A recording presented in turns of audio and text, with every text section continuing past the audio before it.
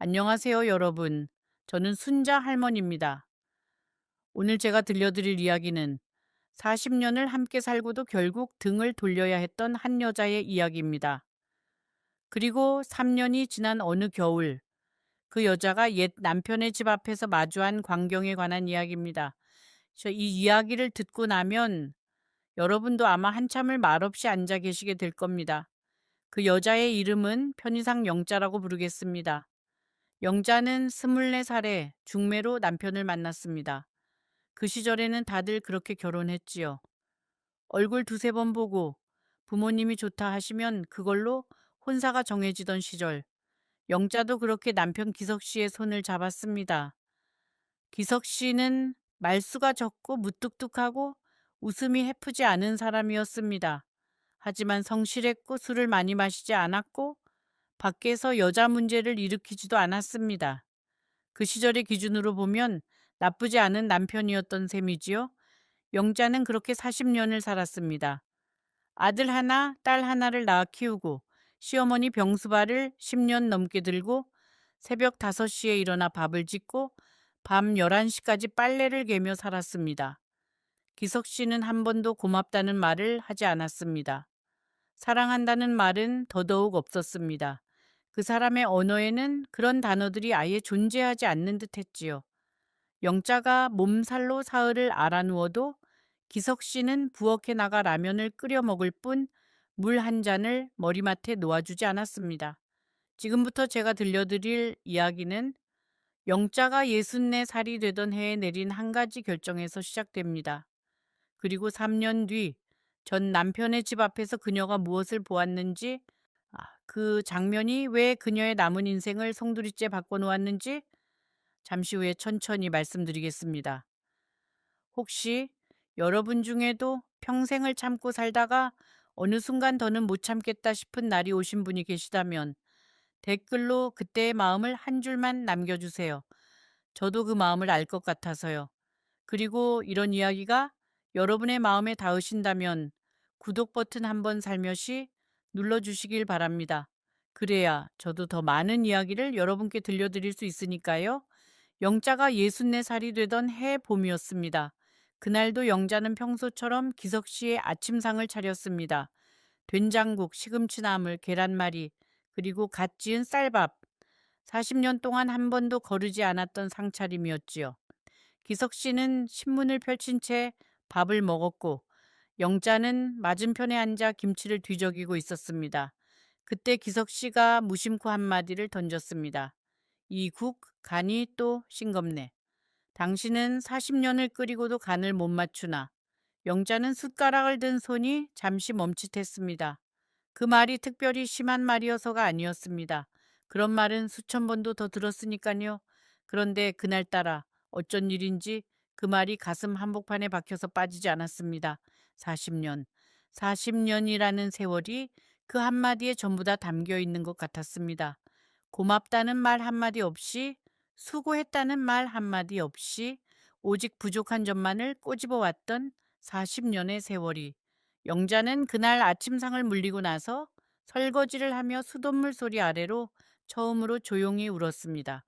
어깨가 들썩이지도 않는, 그저 눈물만 뚝뚝 떨어지는 그런 울음이었지요. 창밖에는 봄볕이 환하게 쏟아지고 있었는데 영자의 마음속은 겨울이었습니다. 사람이 가장 외로울 때가 언제인 줄 아십니까? 혼자 있을 때가 아닙니다. 같이 있는데도 혼자인 것 같을 때, 그때가 가장 외로운 겁니다. 영자는 그 외로움을 40년 동안 견뎌왔던 것이었습니다. 설거지를 마치고 거실에 나와 보니 기석 씨는 이미 소파에 누워 텔레비전을 보고 있었습니다. 아침에 영자에게 그런 말을 했다는 사실조차 기억하지 못하는 얼굴이었지요. 그 사람에게는 아무 일도 아닌 한마디였던 겁니다. 그런데 그 한마디가 누군가에게는 40년의 균열을 마지막으로 터뜨리는 결정타가 될 수 있다는 것을 기석 씨는 전혀 모르고 있었습니다. 어쩌면 평생을 모르고 살았을 겁니다. 자기가 던진 말들이 아내의 가슴에 어떻게 쌓여왔는지를. 영자는 장롱 깊숙한 곳에서 오래된 일기장 하나를 꺼냈습니다. 신혼 시절부터 쓰기 시작해서 어느 시점부터는 몇 달에 한 번씩, 어느 시점부터는 몇 년에 한 번씩밖에 쓰지 못한 일기장이었습니다. 펼쳐보니 첫 장에는 이런 글이 적혀 있었습니다. 오늘 결혼식을 올렸다. 이 사람을 잘 알지 못하지만 평생을 함께 살 사람이니 사랑하려고 노력할 것이다. 24살 영자의 글씨체는 작고 단정했습니다. 희망이 가득한 글씨체였지요. 그 다음 장을 넘기자 5년째 되던 해에 쓴 글이 있었습니다. 이 사람은 나를 사랑하지 않는 것 같다. 아니, 사랑이 무엇인지 모르는 사람인 것 같다. 그런데 나는 이제 아이 엄마다. 이 집의 며느리다. 이 사람 없이는 아무것도 아니다. 영자는 그 글을 손으로 가만히 쓸어보았습니다. 29살의 영자가 이미 그때부터 무너지고 있었던 겁니다. 그런데 그 후로 영자는 35년을 더 살았습니다. 그 무너짐 위에 또 무너짐을 쌓으며 영자는 그날 저녁 딸에게 전화를 걸었습니다. 딸은 서울에서 직장을 다니며 혼자 살고 있었지요. 영자는 수화기를 들고 한참을 망설이다가 조심스럽게 말을 꺼냈습니다. 얘야, 엄마가 아빠랑 헤어지면 너는 어떻게 생각할 것 같니? 전화기 너머에서 딸은 잠시 숨을 죽였습니다. 그러고는 천천히 대답했습니다. 엄마, 저는요, 엄마가 그 결정을 내리는데 40년이나 걸린 게 더 속상해요. 그 말 한마디가 영자의 마음속에 남아있던 마지막 빗장을 풀어버렸습니다. 딸은 이미 오래전부터 알고 있었던 겁니다. 엄마가 얼마나 외롭게 살아왔는지, 아버지라는 사람이 엄마를 얼마나 텅 비어버리게 만들었는지, 자식들은 부모가 생각하는 것보다 훨씬 더 많은 것을 보고 자라는 법이지요. 전화를 끊고 나서 영자는 한참을 수화기 앞에 앉아 있었습니다. 딸의 목소리가 귓가에 맴돌았습니다. 40년이나 걸린 게 더 속상해요.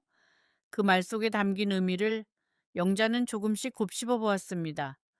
딸은 어릴 때부터 엄마의 눈물을 보고 자랐을 겁니다.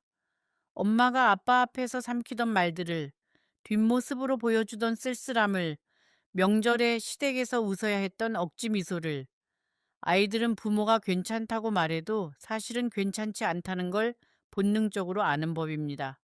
그리고 그걸 평생 기억합니다. 영자는 딸이 결혼하지 않는 이유를 이제야 어렴풋이 이해할 것 같았습니다. 딸은 28살이 되도록 결혼 이야기를 꺼낸 적이 없었습니다. 영자가 너도 이제 좋은 사람 만나야지라고 할 때마다 딸은 웃으며 엄마, 나는 혼자가 편해요 라고만 대답했지요. 그때는 그저 요즘 젊은 애들의 성향이라고만 생각했습니다. 그런데 이제 와서 보니 딸은 엄마 같은 삶을 살고 싶지 않았던 겁니다. 결혼이라는 것 자체에 대한 믿음을 엄마의 40년이 지워버렸던 것이지요. 아들에게도 전화를 걸어야 했습니다. 아들은 딸보다 더 어려운 상대였지요. 아들은 아버지와 많이 닮았거든요. 감정을 드러내지 않고 말수가 적고 논리적인 사람. 그러면서도 어머니에게는 한없이 약한 아들이었지만 아버지 이야기가 나오면 뻣뻣하게 굳어버리는 구석이 있었습니다. 아들 내외에게는 5살짜리 손녀와 3살짜리 손자가 있었지요. 영자가 손주들을 보러 갈 때마다 며느리는 영자에게 어머님 얼굴이 점점 지쳐 보이세요 라는 말을 여러 번 했었습니다. 영자는 그때마다 괜찮다고만 대답했지만 며느리는 영자의 거짓말을 이미 꿰뚫어 보고 있었던 겁니다. 영자가 아들에게 전화를 걸었을 때 아들은 퇴근길 지하철 안에 있었습니다. 사람이 많아서 오래 이야기하기는 어려웠지요. 영자는 짧게 말했습니다. 나중에 따로 시간 내서 얼굴 보자. 엄마가 할 말이 있어. 아들은 뭔가 직감한 듯 목소리를 낮추어 물었습니다. 무슨 일이에요, 네 엄마? 어디 편찮으세요? 영자는 잠시 망설이다가 대답했습니다. 엄마는 건강해. 걱정 말고 이번 주말에 혼자 한번 와라. 며느리는 빼고 너 혼자만. 주말에 아들이 집으로 왔습니다. 기석 씨는 마침 친구들과 산행을 간 날이었습니다. 영자는 아들에게 따뜻한 차를 한 잔 따라주고 맞은편에 앉아 오랫동안 아들의 얼굴을 바라보았습니다. 아들은 어느새 30대 중반이 되어 있었습니다.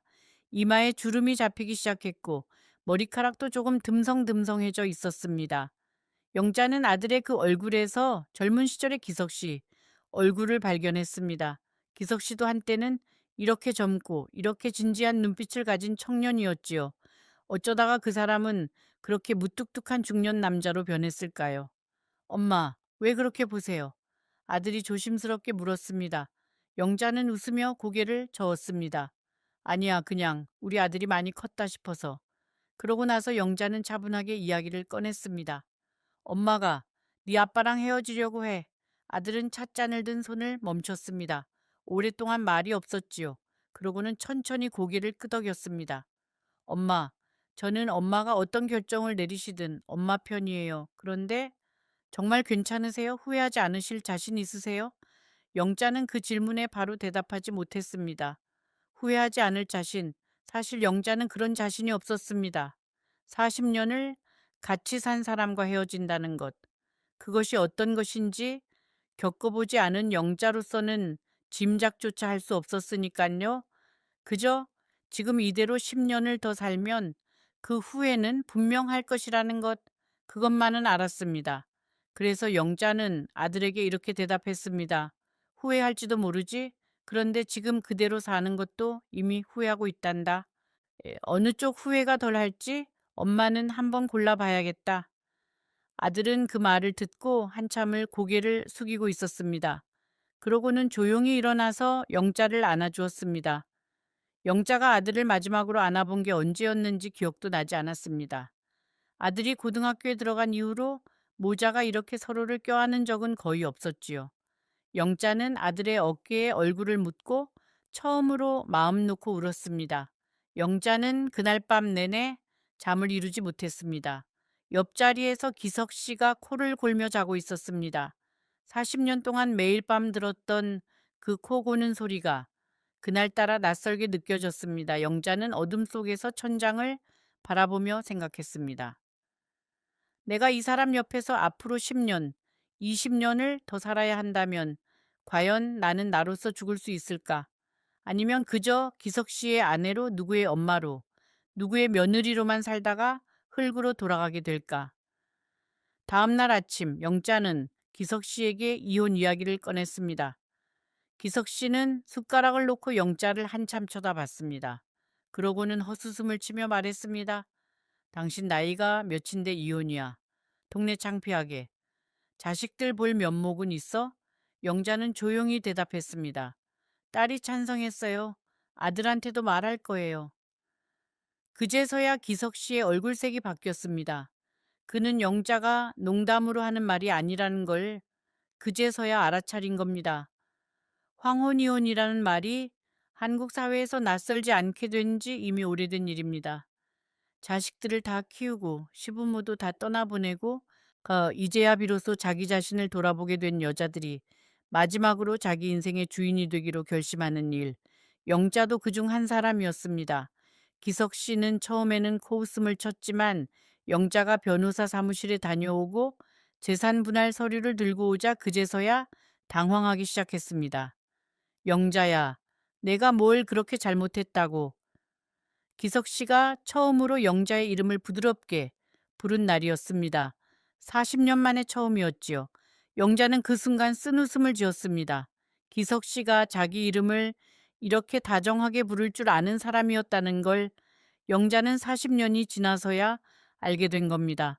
하지만 너무 늦었습니다. 그 다정함은 잃기 직전이 되어서야 겨우 나온 다정함이었으니까요.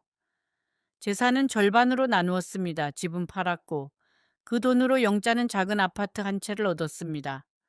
기석 씨도 따로 방을 얻어 나갔습니다. 서류에 도장을 찍던 날 영자는 손이 떨려서 글씨가 잘 써지지 않았습니다. 40년의 결혼 생활이 종이 몇 장으로 끝나버린다는 게 믿어지지 않았지요. 하지만 영자는 울지 않았습니다. 이상하게도 눈물 한 방울 나오지 않았습니다. 어쩌면 울 눈물은 이미 40년 동안 다 흘려버린 뒤였는지도 모릅니다. 이혼 후 영자는 생각보다 빨리 혼자 사는 일에 적응했습니다. 아침에 일어나서 기석 씨의 밥을 차리지 않아도 된다는 사실이 처음에는 어색했지만 곧 자유로움으로 바뀌었습니다. 영자는 동네 복지관에 나가 한글 서예를 배우기 시작했습니다. 젊었을 때 그토록 하고 싶었지만 엄두도 못 냈던 일이었지요. 붓을 잡은 손이 떨렸지만 한 획, 뒤 한 획을 긋는 그 순간이 영자는 너무나 행복했습니다. 그녀는 그제서야 자기 자신이 살아있다는 감각을 되찾은 기분이었습니다. 딸은 자주 찾아왔고 아들도 가끔 전화를 걸어왔습니다. 아들은 처음에는 이혼에 반대했지만 시간이 지나면서 엄마의 얼굴이 밝아지는 걸 보고 마음을 돌렸습니다. 엄마, 얼굴이 좋아 보여요. 아들의 그 한마디가 영재에게는 어떤 위로보다 큰 선물이었습니다. 며느리도 전보다 더 자주 연락을 해왔습니다. 며느리는 영자에게 조용히 말했습니다. 어머니, 저도 어머니처럼 용감했으면 좋겠어요. 그 말에 영자는 며느리의 손을 가만히 잡아주었습니다. 그렇게 1년이 지나고 2년이 지났습니다. 영자는 서예 전시회에 작품을 내기도 했고 복지관에서 같이 배우던 할머니들과 제주도 여행을 다녀오기도 했습니다. 40년 만에 처음 떠나는 여행이었습니다. 공항에서 비행기를 타기 직전 영자는 문득 가슴이 먹먹해졌습니다. 40년 동안 기석 씨는 영자에게 한 번도 여행을 가자고 한 적이 없었습니다. 휴가 때마다 기석 씨는 집에 누워 텔레비전만 봤지요. 영자가 바다를 보고 싶다고 말하면 바다 보면 뭐 할 건데 돈 아깝게 라는 대답이 돌아올 뿐이었습니다. 제주도의 바다를 처음 본 날 영자는 혼자 방파제 끝에 서서 오래오래 울었습니다. 옆에 있던 할머니들이 아무 말 없이 영자의 등을 쓸어주었습니다. 그 눈물은 슬픔의 눈물이 아니었습니다. 이제야 자기 인생을 찾았다는, 너무 늦었지만 그래도 찾았다는 그런 복잡한 감정의 눈물이었지요. 그런데 이상하게도 시간이 지날수록 영자의 마음 한 구석에 작은 돌멩이 하나가 자리 잡기 시작했습니다. 그것은 기석 씨에 대한 미련도 사랑도 아니었습니다.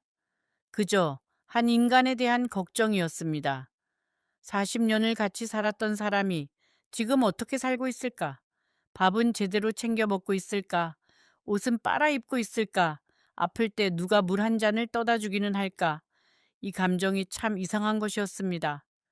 영자는 이혼할 때만 해도 기석 씨에 대한 생각은 단 한 조각도 하지 않겠다고 결심했었지요. 그 사람이 어디서 어떻게 지내든 그건 내 알 바가 아니다. 내 인생에서 그 사람은 끝났다. 그렇게 칼같이 정리를 했었습니다. 그런데 사람의 마음이라는 것이 그리 간단한 게 아니었습니다. 영자는 첫 해에는 진짜로 기석 씨를 잊고 살았습니다. 서예에 몰두하고 복지관에 적응하고 새로운 친구들을 사귀느라 정신없이 바빴거든요. 그런데 2년 차, 3년 차가 되면서 생활이 조금씩 안정되고 여유가 생기자 문득문득 그 사람 생각이 나는 겁니다. 특히 계절이 바뀔 때가 심했습니다. 여름이 끝나고 가을이 시작될 무렵 영자는 장롱에서 얇은 이불을 꺼내 두꺼운 이불로 바꾸면서 문득 생각했습니다. 그 사람은 이불을 제대로 바꾸어 덮고 있을까? 겨울이 되어 첫눈이 내릴 때도 마찬가지였습니다. 창밖으로 한방눈이 내리는 걸 보면서 영자는 무심코 눈 온다고 중얼거렸는데 그 말을 듣는 사람이 아무도 없었지요. 40년 동안 영자가 눈 온다고 말하면 기석 씨는 대꾸는 안 했어도 듣기는 들었었습니다. 그 말을 들어줄 사람이 없다는 것이 영자는 혼자 살기 시작한 후에 처음으로 느낀 작은 외로움이었습니다. 그리고 명절. 명절이 가장 어려웠습니다. 추석 연휴가 시작되는 날, 영자는 혼자 텔레비전 앞에 앉아 귀성길 뉴스를 보고 있었습니다. 고속도로가 꽉 막히는 장면을 보면서 영자는 문득 기석 씨도 지금 어딘가에서 혼자 저 뉴스를 보고 있을지도 모른다는 생각을 했습니다. 기석 씨에게는 형제도 없었습니다. 외아들이었거든요. 시부모님은 이미 오래전에 돌아가셨고 사촌 친척들과는 왕래가 거의 끊긴 지 오래였습니다. 그 사람은 명절에 어디로 가 있을까? 혼자 라면을 끓여 먹고 있을까? 아니면 밖에 나가서 낯선 식당에서 밥을 사 먹고 있을까? 영자는 그런 생각이 드는 자기 자신이 싫었습니다. 그 사람을 미워해야 하는 사람이 왜 이런 걱정을 하고 있는가? 자식들도 다 컸고 다들 제 짝을 만났거나 자기 갈 길을 가고 있고 영자도 이제야 자기 인생을 찾았는데 왜 그 사람 걱정이 자꾸만 마음에 드는 건가? 영자는 그것이 미련이 아닐까 의심도 해봤습니다. 혹시 내가 아직도 저 사람에게 미련이 남아 있어서 그래서 자꾸만 생각이 나는 건가? 그런데 아무리 자기 마음을 들여다봐도 그건 미련은 아니었습니다. 함께 살고 싶다거나 다시 예전으로 돌아가고 싶다거나 그런 마음은 정말 단 한 톨도 없었으니까요. 영자는 복지관에서 친해진 동갑내기 친구 명희 씨에게 그 이야기를 털어놓은 적이 있었습니다. 명희 씨는 영자보다 먼저 이혼을 한 사람이었거든요. 명희 씨는 영자의 이야기를 한참 들어주더니 이렇게 말했습니다. 영자야, 그게 미련이 아니야. 의리야. 40년 의리. 네가 그 사람을 이제 사랑하지 않지만 40년 같이 산 전기라는 건 그거는 또 다른 거야. 너무 자책하지 마. 나도 그랬으니까. 명희 씨의 그 말이 영자에게는 큰 위로가 되었습니다. 하지만 그렇다고 해서 영자가 그 감정을 어떻게 해야 할지는 알 수 없었습니다. 전화를 걸어볼까도 생각해 봤지만 그건 오히려 서로에게 상처가 될 것 같았습니다. 편지를 써볼까도 생각해 봤지만 무슨 말을 써야 할지 떠오르지 않았습니다. 결국 영자는 그 감정을 그냥 마음 한 구석에 묻어두기로 했습니다. 시간이 지나면 저절로 사라질 거라고 믿으면서. 그런데 이상하게도 그 감정은 사라지지 않았습니다. 오히려 조금씩 더 커져갔지요. 영자는 그 생각을 떨쳐버리려 했습니다. 그 사람은 나를 평생 외롭게 만든 사람이다. 그 사람 걱정을 내가 왜 해야 하나? 영자는 스스로에게 여러 번 물었습니다. 하지만 이상하게도 40년이라는 세월은 그렇게 쉽게 지워지는 게 아니었습니다. 미워하면서도 걱정이 되는 것. 사랑은 아니지만 그래도 한 사람이 잘 지내기를 바라는 것.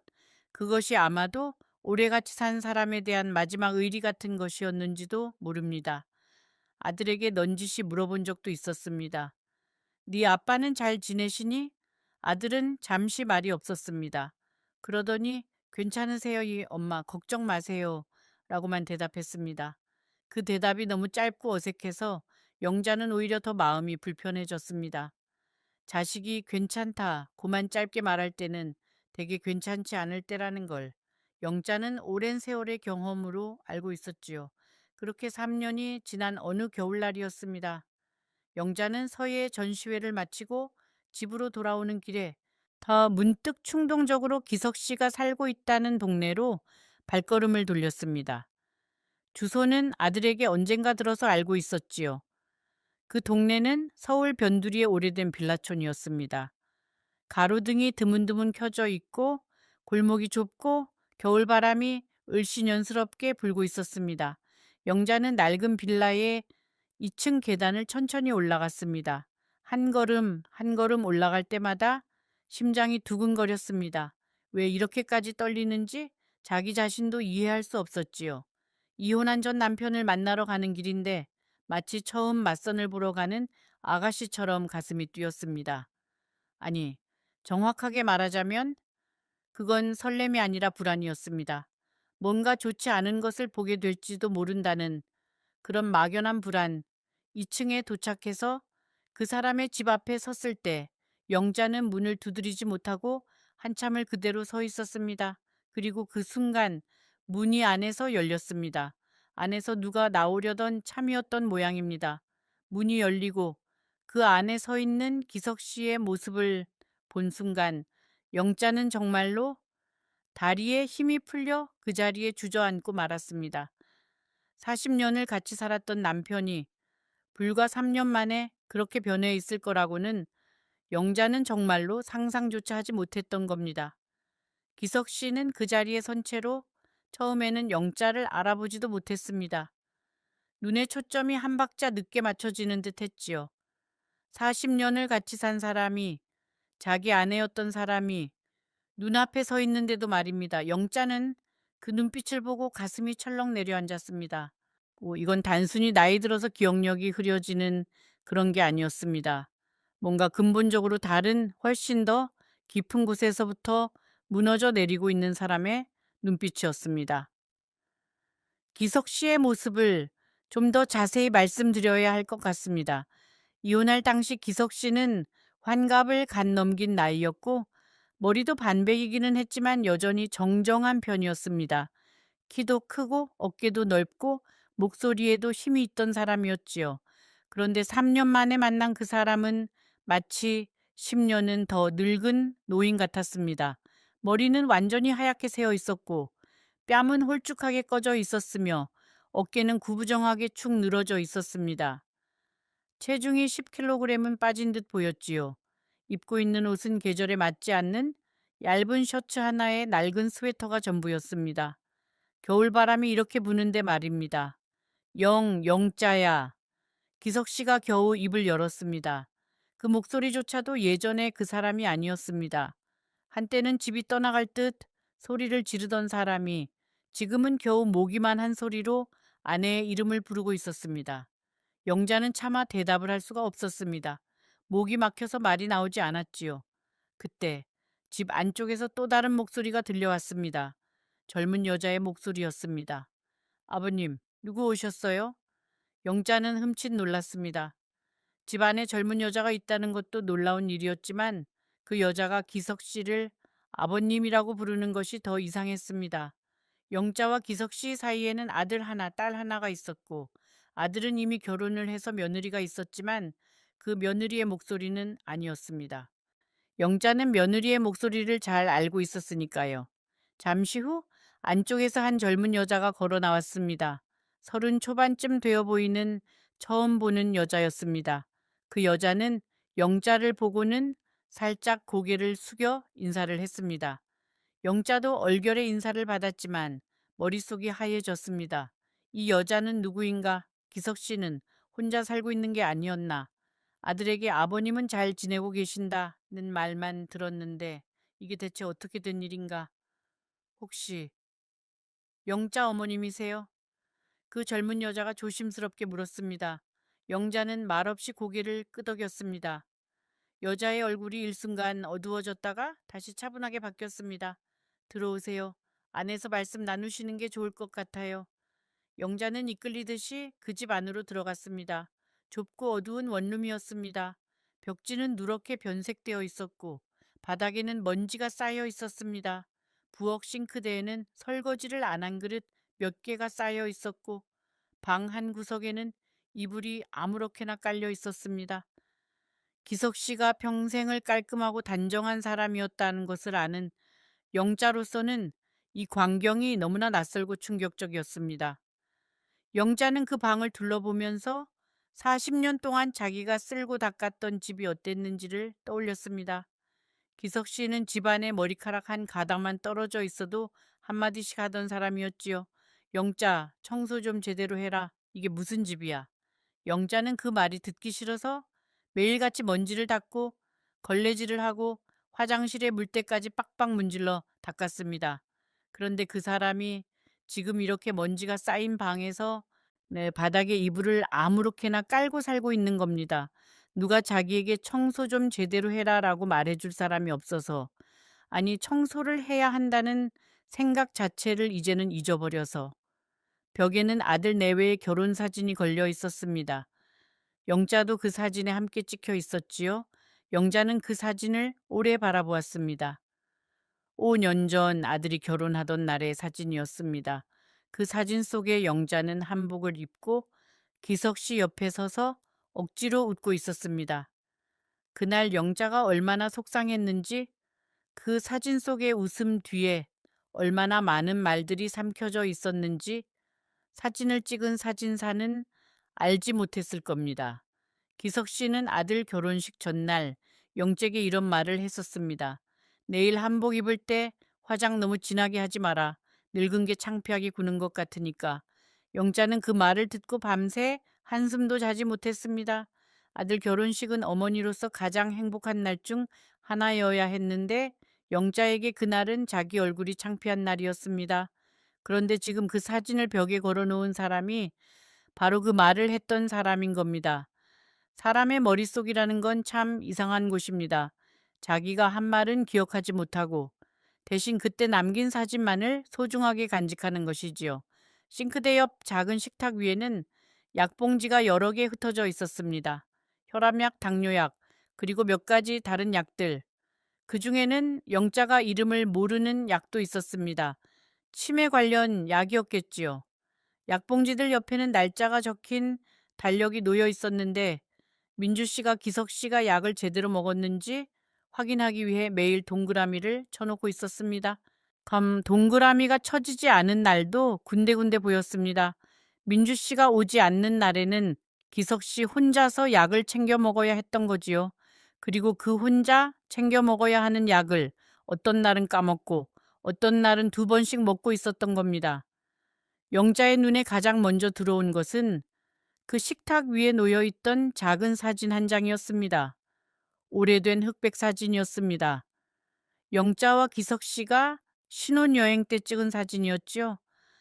설악산 어느 호텔 앞에서 두 사람이 나란히 서서 어색하게 웃고 있는 사진.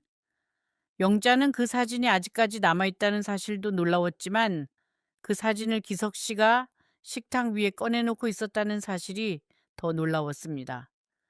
40년 동안 장롱 깊숙이 묻혀 있던 사진이 이혼 후에야 이렇게 밖으로 나와 있었던 겁니다. 영자는 그 사진을 손에 들고 한참을 바라보았습니다. 24살의 영자는 눈이 반짝반짝 빛났습니다.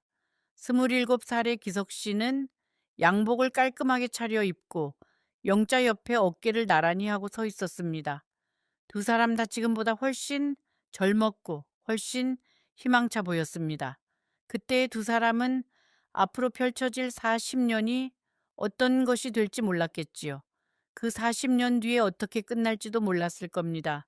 그저 서로에게 잘해주자고 행복한 가정을 꾸려보자고 그런 막연한 희망만을 품고 서 있었을 겁니다. 민주 씨는 영자가 그 사진을 들여다보고 있는 것을 잠시 지켜보더니 조용히 이야기를 이어갔습니다. 아버님께서는 저 사진을 매일 아침 한 번씩 들여다보세요. 아침에 일어나서 오늘도 영자가 없구나 하시면서요. 영자는 그 말을 듣고 숨이 턱 막혔습니다. 기석 씨가 매일 아침 자기를 찾고 있었다는 것, 그리고 자기가 그 집에 없다는 사실을 매일 새로 깨닫고 있었다는 것. 그게 어떤 기분일까요? 아침마다 가장 가까운 사람이 없다는 사실을 처음 알게 되는 사람의 마음은. 민주 씨는 계속 말했습니다. 이혼하신 건 알고 계세요. 그런데 자꾸 잊어버리시는 거예요. 어떤 날은 영자는 어디 갔냐고 저한테 물으세요. 처음에는 사실대로 말씀드렸는데 그럴 때마다 너무 슬퍼하셔서 요즘은 그냥 오늘 친구분하고 외출하셨다고 둘러대요. 그러면 아 그래 언제 와 하시고 금방 다른 얘기를 하세요. 그 기억이 오래가지 않으시거든요. 영자는 그 이야기를 듣고 한참 동안 말을 할 수가 없었습니다. 기석 씨는 매일같이 영자를 찾고 매일같이 이혼했다는 사실을 새로 알게 되고 매일같이 그것을 잊어버리고 있었던 겁니다. 40년의 결혼 생활이 기석 씨의 머릿속에서는 매일매일 다시 시작되고 매일매일 다시 끝나고 있었던 겁니다. 영자가 평생을 살면서 느꼈던 슬픔보다 어쩌면 기석 씨가 지금 매일 겪고 있는 슬픔이 더 클지도 모른다는 생각이 영자의 가슴을 무겁게 내리눌렀습니다. 민주 씨는 영자에게 기석 씨의 하루 일과에 대해서도 이야기해 주었습니다. 아침 6시에 일어나서 아직도 영자 밥해라 하며 부엌으로 나가신다고 했습니다.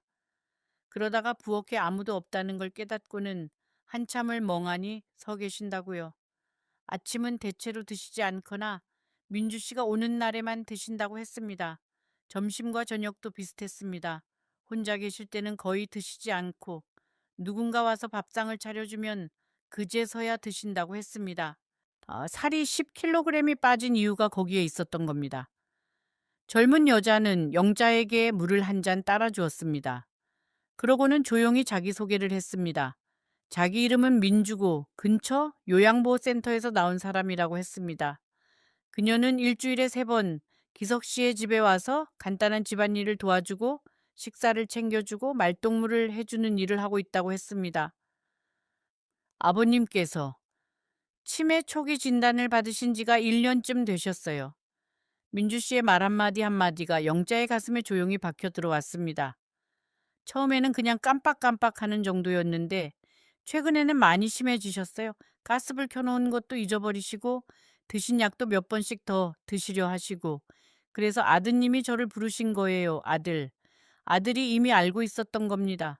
그리고 엄마에게는 말하지 않았던 겁니다. 괜찮으세요니 엄마? 걱정 마세요. 그 짧은 대답의 의미를 영자는 이제야 이해했습니다. 아들은 엄마가 새로 얻은 자유를 이제 겨우 시작된 엄마의 두 번째 인생을 다시 흔들고 싶지 않았던 겁니다. 영자는 기석 씨 옆에 앉았습니다. 기석 씨는 벽에 기대어 멍하니 텔레비전을 보고 있었습니다. 텔레비전은 켜져 있지도 않았는데 말입니다. 영자는 그의 손을 가만히 잡아보았습니다. 40년을 매일 잡았던 손이었는데도 그 손이 너무나 낯설게 느껴졌습니다. 예전에는 거칠고 단단했던 손이 지금은 앙상하고 차갑게 식어 있었습니다. 영자야. 기석 씨가 갑자기 영자를 쳐다보며 말했습니다. 이번에는 아까보다 목소리가 좀 더 또렷했습니다. 밥은 먹었어? 영자는 대답을 못하고 그저 고개만 끄덕였습니다. 40년을 같이 살면서 기석 씨가 영자에게 밥은 먹었어? 라고 물어봐 준 적이 과연 몇 번이나 있었던가. 영자는 기억을 더듬어 봤지만 단 한 번도 떠오르지 않았습니다. 그런데 그 사람이 머릿속에 많은 것들을 잃어버리고 있는 지금 가장 기본적인 안부 인사 한마디를 영재에게 건네고 있었습니다. 마치 어린아이가 간신히 배운 말을 하나 하듯이 민주 씨가 조용히 일어나서 부엌으로 갔습니다. 영자에게 자리를 비켜주려는 배려였지요. 영자는 한참을 그 자리에 앉아 기석 씨의 손을 잡고 있었습니다. 기석 씨는 영자가 누구인지 지금이 어떤 상황인지 제대로 인식하지 못하는 듯 했습니다. 하지만 영자의 손을 꼭 잡고 놓지 않았습니다. 마치 손을 놓으면 뭔가 큰 것을 잃어버릴 것을 아는 사람처럼. 지금부터 제가 드릴 이야기가 아마 이 모든 이야기에서 가장 마음이 무거운 부분일지도 모릅니다. 영자가 그날 그 집에서 본 것은 단순히 늙고 병든 전 남편의 모습만이 아니었습니다. 영자는 그곳에서 자기 자신도 미처 알지 못했던 자기 마음의 한 부분을 마주하게 됩니다.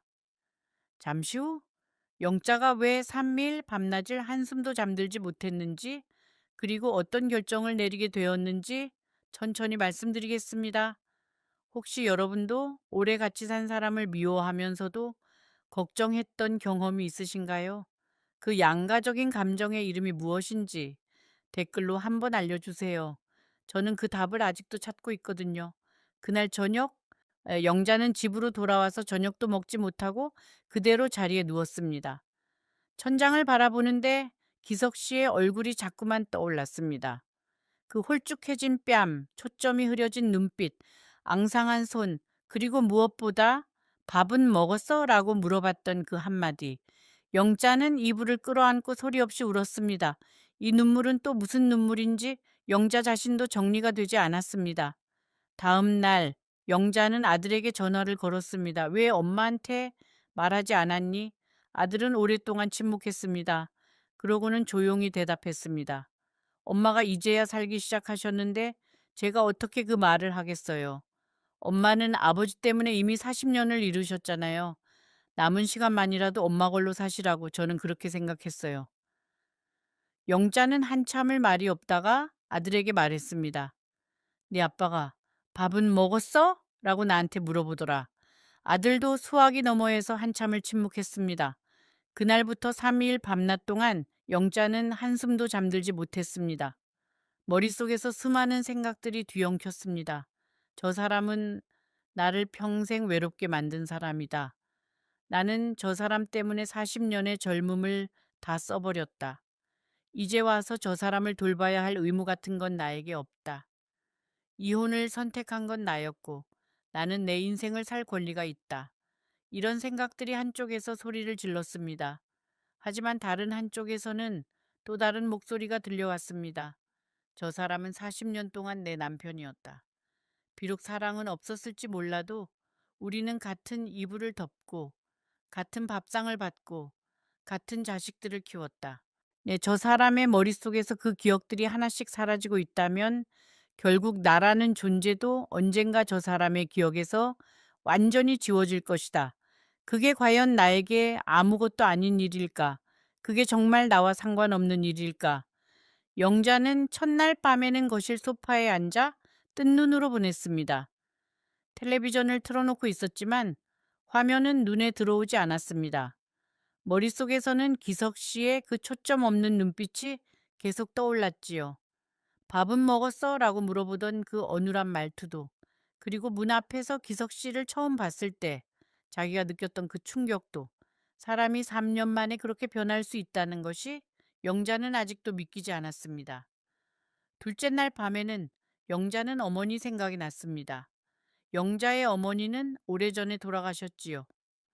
어머니가 돌아가시기 전에 마지막으로 치매로 5년 동안 요양원에 계셨습니다. 영자는 한 달에 한 번씩 어머니를 보러 갔지만 어머니는 어느 순간부터 영자를 알아보지 못하게 되었습니다. 아줌마는 누구세요?냐 어머니가 그렇게 물었을 때 영자는 그 자리에 주저앉아 오래 울었지요. 엄마가 딸을 몰라본다는 것, 그것이 얼마나 큰 슬픔인지 겪어보지 않은 사람은 모릅니다. 그런데 지금 그 슬픔을 기석 씨의 자식들이 겪게 될 차례가 되어 있었습니다. 아들은 벌써 그것을 겪고 있을지도 모릅니다. 아버지가 자기를 점점 더 낯설게 바라보는 것, 어떤 날은 너는 누구냐고 물으실지도 모르는 것, 아들이 왜 엄마에게 아버지의 상태를 숨겼는지 영자는 이제야 그 마음을 깊이 이해했습니다. 자식이 부모를 돌볼 때 느끼는 무력감과 슬픔을 엄마까지 느끼게 하고 싶지 않았던 거지요. 영자는 그날 밤 아들에게 다시 전화를 걸었습니다. 밤 12시가 넘은 시간이었지만 아들도 자고 있지 않았습니다. 엄마 주무세요. 아들이 먼저 그렇게 말했습니다. 영자는 한참을 말없이 있다가 조용히 물었습니다. 네 아빠가 요양원에 들어가야 하는 거니? 아들은 잠시 숨을 고르더니 대답했습니다. 네 엄마, 의사 선생님께서도 그러시고 저도 고민 많이 했어요. 이제 혼자 계시는 건 위험해요. 가스불도 자꾸 켜놓으시고 길을 잃어버리실 때도 있어요. 영자는 또 물었습니다. 비용은 어떻게 감당할 거니? 아들은 대답했습니다. 아버지 연금이랑 이혼하실 때 받으신 돈이 아직 남아 있어요. 제가 조금 보태면 돼요. 엄마는 신경 쓰지 마세요. 영자는 그 대답을 듣고 마음이 복잡해졌습니다. 돈 문제가 아니었습니다. 그 사람을 요양원에 보낸다는 것. 그것이 영재에게도 어떤 묘한 슬픔이었던 겁니다. 비록 이혼한 사이지만 40년 동안 자기가 그 사람의 옷을 개주고 그 사람의 밥을 차려주고 그 사람의 이불을 펴주었던 기억들이 이제 그 사람을 낯선 시설로 보내야 한다는 현실 앞에서 한꺼번에 떠올랐던 겁니다. 셋째 날 밤에는 영자는 정말로 한숨도 자지 못한 채로 새벽을 맞았습니다. 창밖이 서서히 밝아오는 걸 보면서 영자는 처음으로 한 가지 결정에 가까워지고 있음을 느꼈습니다. 나는 그 사람을 다시 돌보지 않을 것이다. 그 사람의 아내로 돌아가지 않을 것이다. 그것만큼은 분명했습니다. 40년을 바쳤는데 그 남은 몇 년을 또 바칠 수는 없었습니다. 그건 영자 자신에게도 그리고 어쩌면 기석 씨에게도 공평한 일이 아니었지요.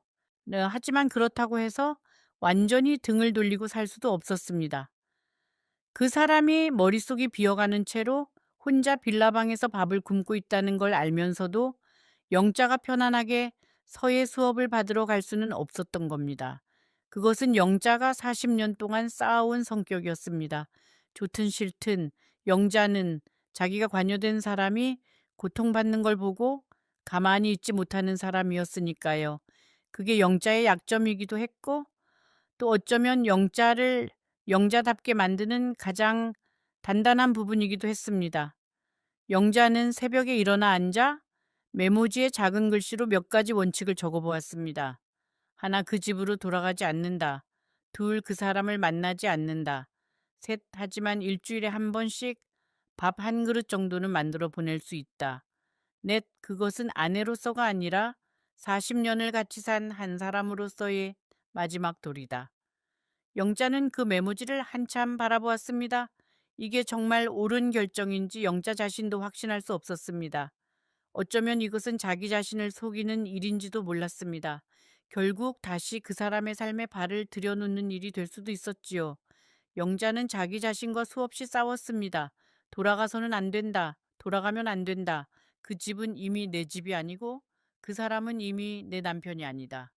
내가 다시 그 집으로 돌아가서 그 사람의 밥을 차리고 빨래를 하고 약을 챙긴다면 지난 3년 동안 내가 쌓아온 모든 것이 다 무너져 내릴지도 모른다.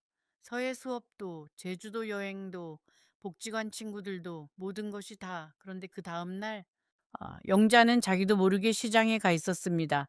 기석 씨가 좋아했던 북어를 한 마리 샀습니다. 대파와 무도 샀습니다. 북어국을 끓일 재료였습니다. 기석 씨가 속이 불편한 아침이면 영자는 늘 북어국을 끓여 주었지요. 기석 씨는 한 번도 고맙다고 말한 적이 없지만 영자가 북어국을 끓인 날은 유난히 밥을 많이 먹었습니다. 영자는 북어국을 끓여서 커다란 통에 담아 들고 그 빌라로 갔습니다. 두 번째로 가는 길이었지만 처음보다 훨씬 더 발걸음이 무거웠습니다. 이게 옳은 일인지 이게 현명한 일인지 영자 스스로도 확신이 없었습니다. 그저 그날 밤 기석 씨의 밥은 먹었어? 라는 말이 자꾸만 귀에 맴돌았을 뿐입니다. 그 집 앞에 도착했을 때 문이 조금 열려 있었습니다. 안에서 민주 씨의 목소리가 들렸습니다. 영자는 문을 두드리려다가 잠시 그 자리에 멈춰 섰습니다. 민주 씨가 기석 씨에게 무엇인가를 말하고 있었습니다. 아버님, 오늘은 약 드셨어요? 자, 따라해 보세요. 순자, 제 이름은 순자예요. 영자는 그 순간 심장이 멎는 것 같았습니다. 민주 씨는 기석 씨에게 자기 이름이 민주가 아니라 순자라고 가르치고 있었던 겁니다.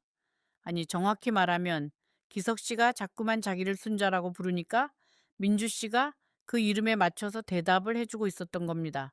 순자. 그것은 영자의 이름이 아니었습니다. 그렇다면 누구의 이름일까? 영자는 그 순간 40년 세월 동안 한 번도 생각해보지 못했던 어떤 사실을 깨달았습니다. 기석 씨의 첫사랑의 이름이 순자였다는 이야기를 영자는 신혼 초에 시어머니에게서 단 한 번 들은 적이 있었습니다.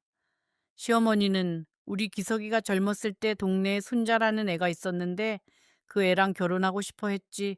근데 집안이 너무 기울어서 안 됐어 라고 지나가듯 말씀하셨지요. 영자는 그 말을 듣고 마음이 쓰렸지만 어린 신부가 감히 뭐라 할 수는 없었습니다. 그리고 곧 잊어버렸습니다. 40년 동안 한 번도 다시 떠올리지 않았던 이름. 그런데 그 이름이 지금 기석 씨의 머릿속에서는 살아 있었던 겁니다. 기억에 많은 것들이 지워져 가는 와중에도 그 이름만은 끝까지 남아 있었던 겁니다. 영자의 이름은 잊혀가고 있는데 순자라는 이름은 선명하게 남아 있는 것. 그게 어떤 의미인지 영자는 문 앞에서 꼼짝도 하지 못하고 서 있었습니다.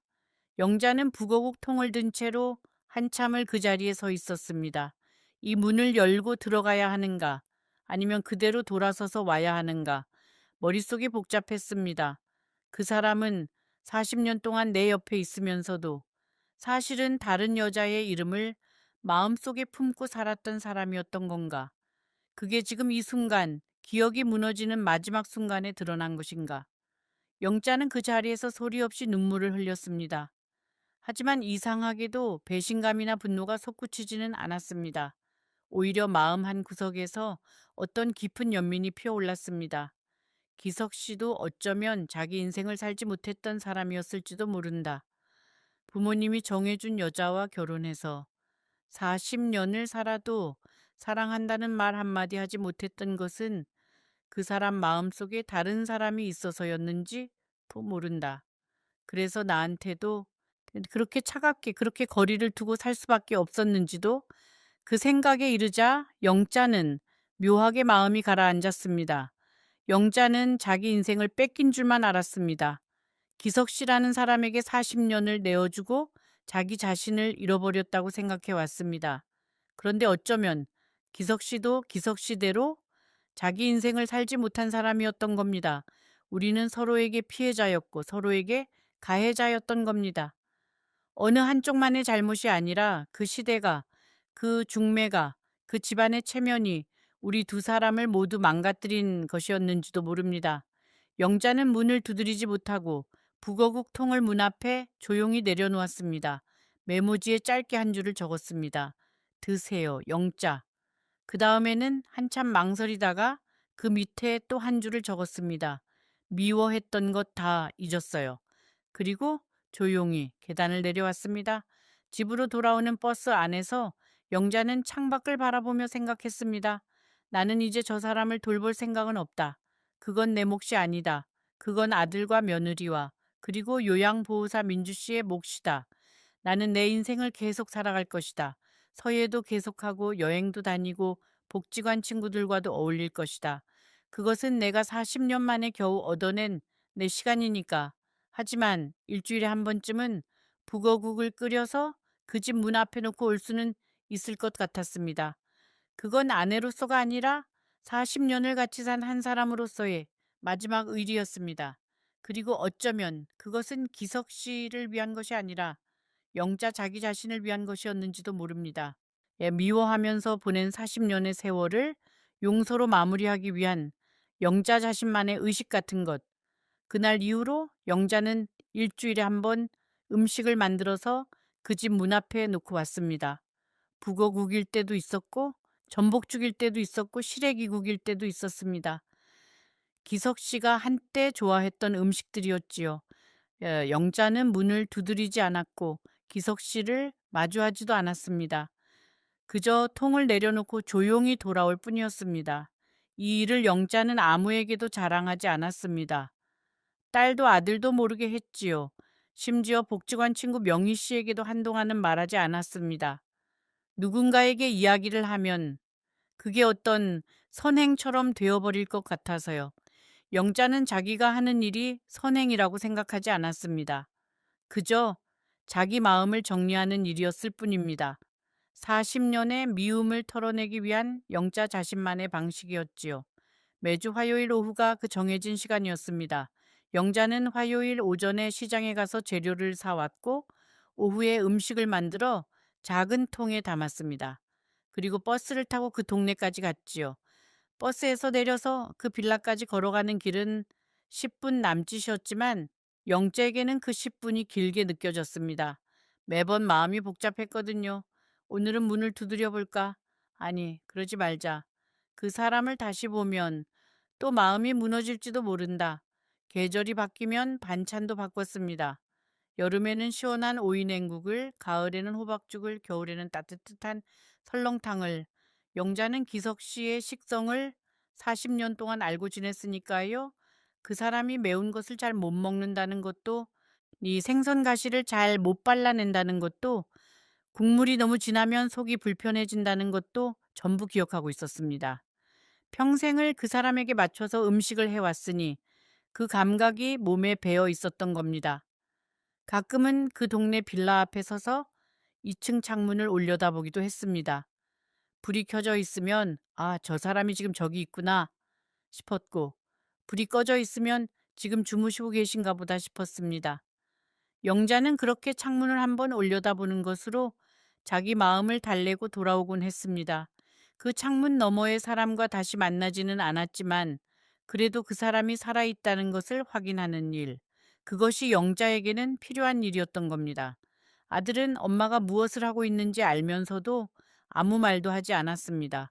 며느리도 마찬가지였습니다. 민주 씨만이 가끔 아들을 통해 영자에게 짧은 메시지를 전해왔습니다. 어머님, 오늘 아버님이 북어국을 드시면서 맛있다고 하셨어요.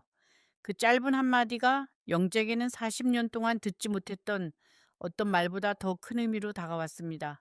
그렇게 6달이 지났을 때 기석 씨는 요양원으로 옮겨졌습니다. 혼자 사는 것이 더 이상 안전하지 않았기 때문이지요. 영자는 요양원에는 찾아가지 않았습니다.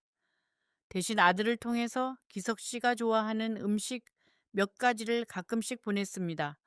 그리고 1년이 더 지난 어느 봄날 기석 씨가 조용히 눈을 감았다는 소식이 전해졌습니다. 장례식에서 영자는 상복을 입지 않았습니다. 이혼한 사이였으니까요. 하지만 검은색 옷을 입고 한쪽 구석에 조용히 앉아 있었습니다. 아들과 딸이 상주 노릇을 했고 며느리가 손님들을 맞이했습니다. 영자는 빈소 한쪽에서 기석 씨의 영정 사진을 오래 바라보았습니다. 사진 속의 기석 씨는 이혼하기 훨씬 전, 그러니까 50대 중반쯤의 얼굴이었습니다. 그때 그 사람은 아직 정정했지요. 지금 영자의 기억 속에 있는 마지막 모습, 그 홀쭉한 얼굴보다는 이 사진 속의 얼굴이 차라리 나았습니다. 장례가 끝나고 아들이 영자에게 작은 상자 하나를 건넸습니다. 아버지 유품을 정리하다가 발견한 거예요. 엄마 드리라고 따로 빼놨어요. 영자는 집에 돌아와서 그 상자를 열어보았습니다. 그 안에는 오래된 편지 몇 통이 들어 있었습니다. 빛바랜 편지들이었습니다. 편지는 순자라는 여자가 기석 씨에게 보낸 것이 아니었습니다. 놀랍게도 기석 씨가 영재에게 쓴 편지들이었습니다. 그런데 영자는 그 편지들을 한 번도 받은 적이 없었지요. 기석 씨가 쓰기만 하고 붙이지 못한 편지들이었던 겁니다. 첫 번째 편지는 결혼한 지 5년째 되던 해에 쓴 것이었습니다. 영자에게. 오늘은 당신이 내 생일에 미역국을 끓여줬지. 고맙다는 말을 못했다. 나는 왜 이런 말을 못하는 사람일까? 미안하다. 영자야, 사랑한다. 영자는 편지를 손에 든 채 한참을 울었습니다. 40년 동안 영자가 그렇게 목마르게 기다렸던 그 한마디가 편지 속에는 여러 번 적혀 있었습니다. 영자야, 고맙다. 영자야, 사랑한다. 영자야, 수고한다. 영자야, 미안하다.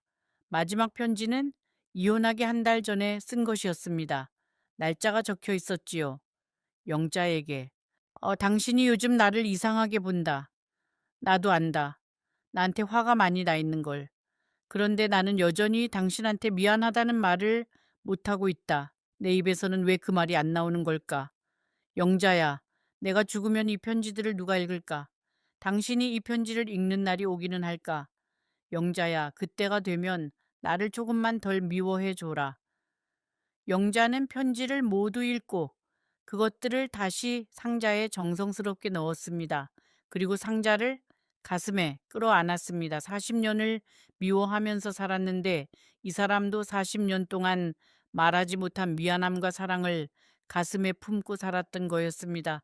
우리는 둘 다 서로에게 하고 싶은 말을 끝내 하지 못한 채로 헤어졌고 그리고 영원히 헤어졌습니다.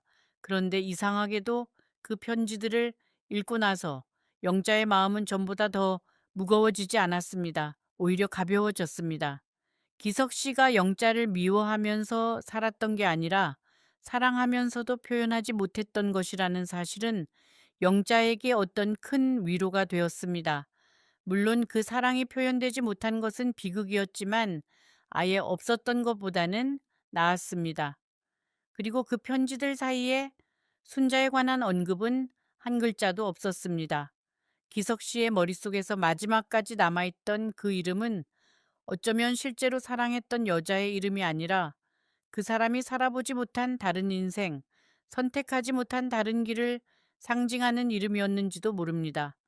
사람은 누구나 살아보지 못한 인생에 대한 환상을 가슴 한 구석에 품고 살아가는 법이지요. 그 환상이 실제보다 더 아름답게 기억되는 것은 한 번도 현실이 되어보지 않았기 때문입니다. 네, 영자는 그 편지들을 책장 가장 높은 곳에 올려두었습니다. 가끔 꺼내볼 수 있을 만큼 가까이에, 하지만 일상적으로는 잊을 수 있을 만큼 높은 곳에, 그리고 영자는 다시 자기 인생을 살아가기 시작했습니다. 서예를 계속하고 복지관에 나가고 딸과 며느리와 함께 가끔 여행을 다녔습니다. 아들은 어머니 날이면 꽃다발을 들고 찾아왔고 손주들도 자주 놀러 왔습니다. 그렇게 또 1년이 지난 어느 가을날 영자는 복지관에서 한 할아버지를 만났습니다. 그 할아버지는 영자에게 아주 조심스럽게 혹시 같이 차 한잔 하실래요? 라고 물어봤습니다. 영자는 웃으며 고개를 저었습니다. 감사한데 저는 이제 혼자가 좋아요. 그 할아버지는 서운해하지 않고 그럼 같이 서예는 계속 배우게 해주세요. 라고만 말했습니다. 영자는 그 대답이 마음에 들었습니다. 욕심을 부리지 않는 사람, 경계를 지킬 줄 아는 사람, 그런 사람과는 오래 친구가 될 수 있을 것 같았습니다. 여러분, 제가 오늘 들려드린 이야기는 여기까지입니다. 영자의 이야기는 어쩌면 특별한 이야기가 아닐지도 모릅니다. 우리 주변에는 이런 이야기를 품고 살아가시는 분들이 참 많으시니까요. 평생을 참고 살다가 늦게나마 자기 인생을 찾으신 어머니들, 말하지 못한 사랑과 미안함을 가슴에 품고 떠나신 아버지들, 그리고 그 두 분의 사이에서 조용히 지켜보고 있던 자식들, 이 이야기에서 제가 여러분께 전하고 싶었던 것은 단순히 황혼이혼의 옳고 그름이 아닙니다. 그보다는 우리가 평생 옆에 두고 살면서도 끝내 제대로 알지 못하는 사람이 있을 수 있다는 것, 그리고 그 사람을 미워하기도 하고, 걱정하기도 하고, 마지막에는 용서하기도 하는 그 복잡한 감정들이 우리 인생에서 얼마나 중요한 것들인가 하는 것입니다. 사랑한다는 말은 살아있을 때 해야 하고, 미안하다는 말도 살아있을 때 해야 합니다. 고맙다는 말도 마찬가지입니다. 편지에 써놓고 붙이지 못하는 것은 결국 아무것도 아닌 일이 됩니다. 오늘 밤 여러분 옆에 계신 분께 그 한마디를 건네보시길 바랍니다. 너무 늦기 전에 말입니다. 오늘 이 이야기가 마음에 와닿았다면 구독 버튼을 눌러주세요. 그래야만 선자 할머니가 앞으로도 이런 이야기를 계속 전해드릴 수 있습니다. 그리고 지금 화면에 나오는 영상도 꼭 시청해 주세요. 오늘 이야기보다 훨씬 더 감동적인 이야기가 여러분을 기다리고 있습니다. 저를 믿고 그 영상으로 넘어가 보세요. 여러분 안녕하세요. 저는 순자 할머니입니다. 오늘 제가 들려드릴 이야기는 제 인생에서 가장 부끄럽고 가장 후회스러운 한 해의 이야기입니다. 62살이 되던 해, 저는 한 남자와 다시 결혼을 했습니다. 사랑 때문이 아니었습니다. 외로움 때문도 아니었습니다. 그 집에서 저에게 매달 200만 원을 준다고 했기 때문이었습니다. 지금 이 이야기를 시작하는 이 순간에도 제 손은 떨리고 있습니다. 왜냐하면 저는 지금 그 집에서 도망쳐 나와 어느 작은 모텔방에 앉아 이 글을 쓰고 있기 때문입니다. 가방 하나, 통장 한 권, 그리고 평생 모은 부끄러움만 들고서 말입니다. 처음 그 제안을 들었을 때 저는 솔직히 마음이 흔들렸습니다. 환갑이 넘은 여자가 매달 200만 원이라는 돈을 어디서 만지겠습니까? 식당 설거지를 해도 요양보호사 자격증을 따도 그만한 돈은 손에 쥐기 어려운 나이였습니다. 그래서 저는 그 손을 잡았습니다. 잡지 말았어야 할 그 손을 말입니다. 잠시 후 여러분께 그 집안에서 제가 본 것들을 하나씩 말씀드리겠습니다. 왜 제가 한밤중에 신발도 제대로 신지 못한 채 그 대문을 넘었는지, 왜 제 친아들조차 제 전화를 받지 않게 되었는지, 혹시 여러분 주변에도 늦은 나이에 재혼을 고민하시는 분이 계시다면 댓글로 한마디만 남겨주세요. 그리고 저처럼 외로운 노년을 보내시는 분들을 위해 이 채널을 구독해 주신다면 큰 힘이 되겠습니다. 제 첫 남편은 제가 58이 되던 해에 세상을 떠났습니다. 평생 성실한 사람이었지만 술을 좋아했고 간이 망가져 오래 앓다가 조용히 눈을 감았습니다. 장례식이 끝나고 며느리가 제 손을 잡으며 말했습니다. 어머님, 이제 저희랑 같이 사세요. 그 말 한마디에 저는 펑펑 울었습니다. 세상에 나 혼자 남은 게 아니구나. 그렇게 생각했습니다. 하지만 그 다정함은 오래가지 않았습니다. 한 달, 두 달이 지나고 반년이 지나자 며느리의 눈빛은 달라졌습니다. 제가 부엌에 들어가면 한숨을 쉬었고, 제가 손주를 안으면 손주를 빼앗아 갔습니다. 아들은 처음에는 제 편이었습니다.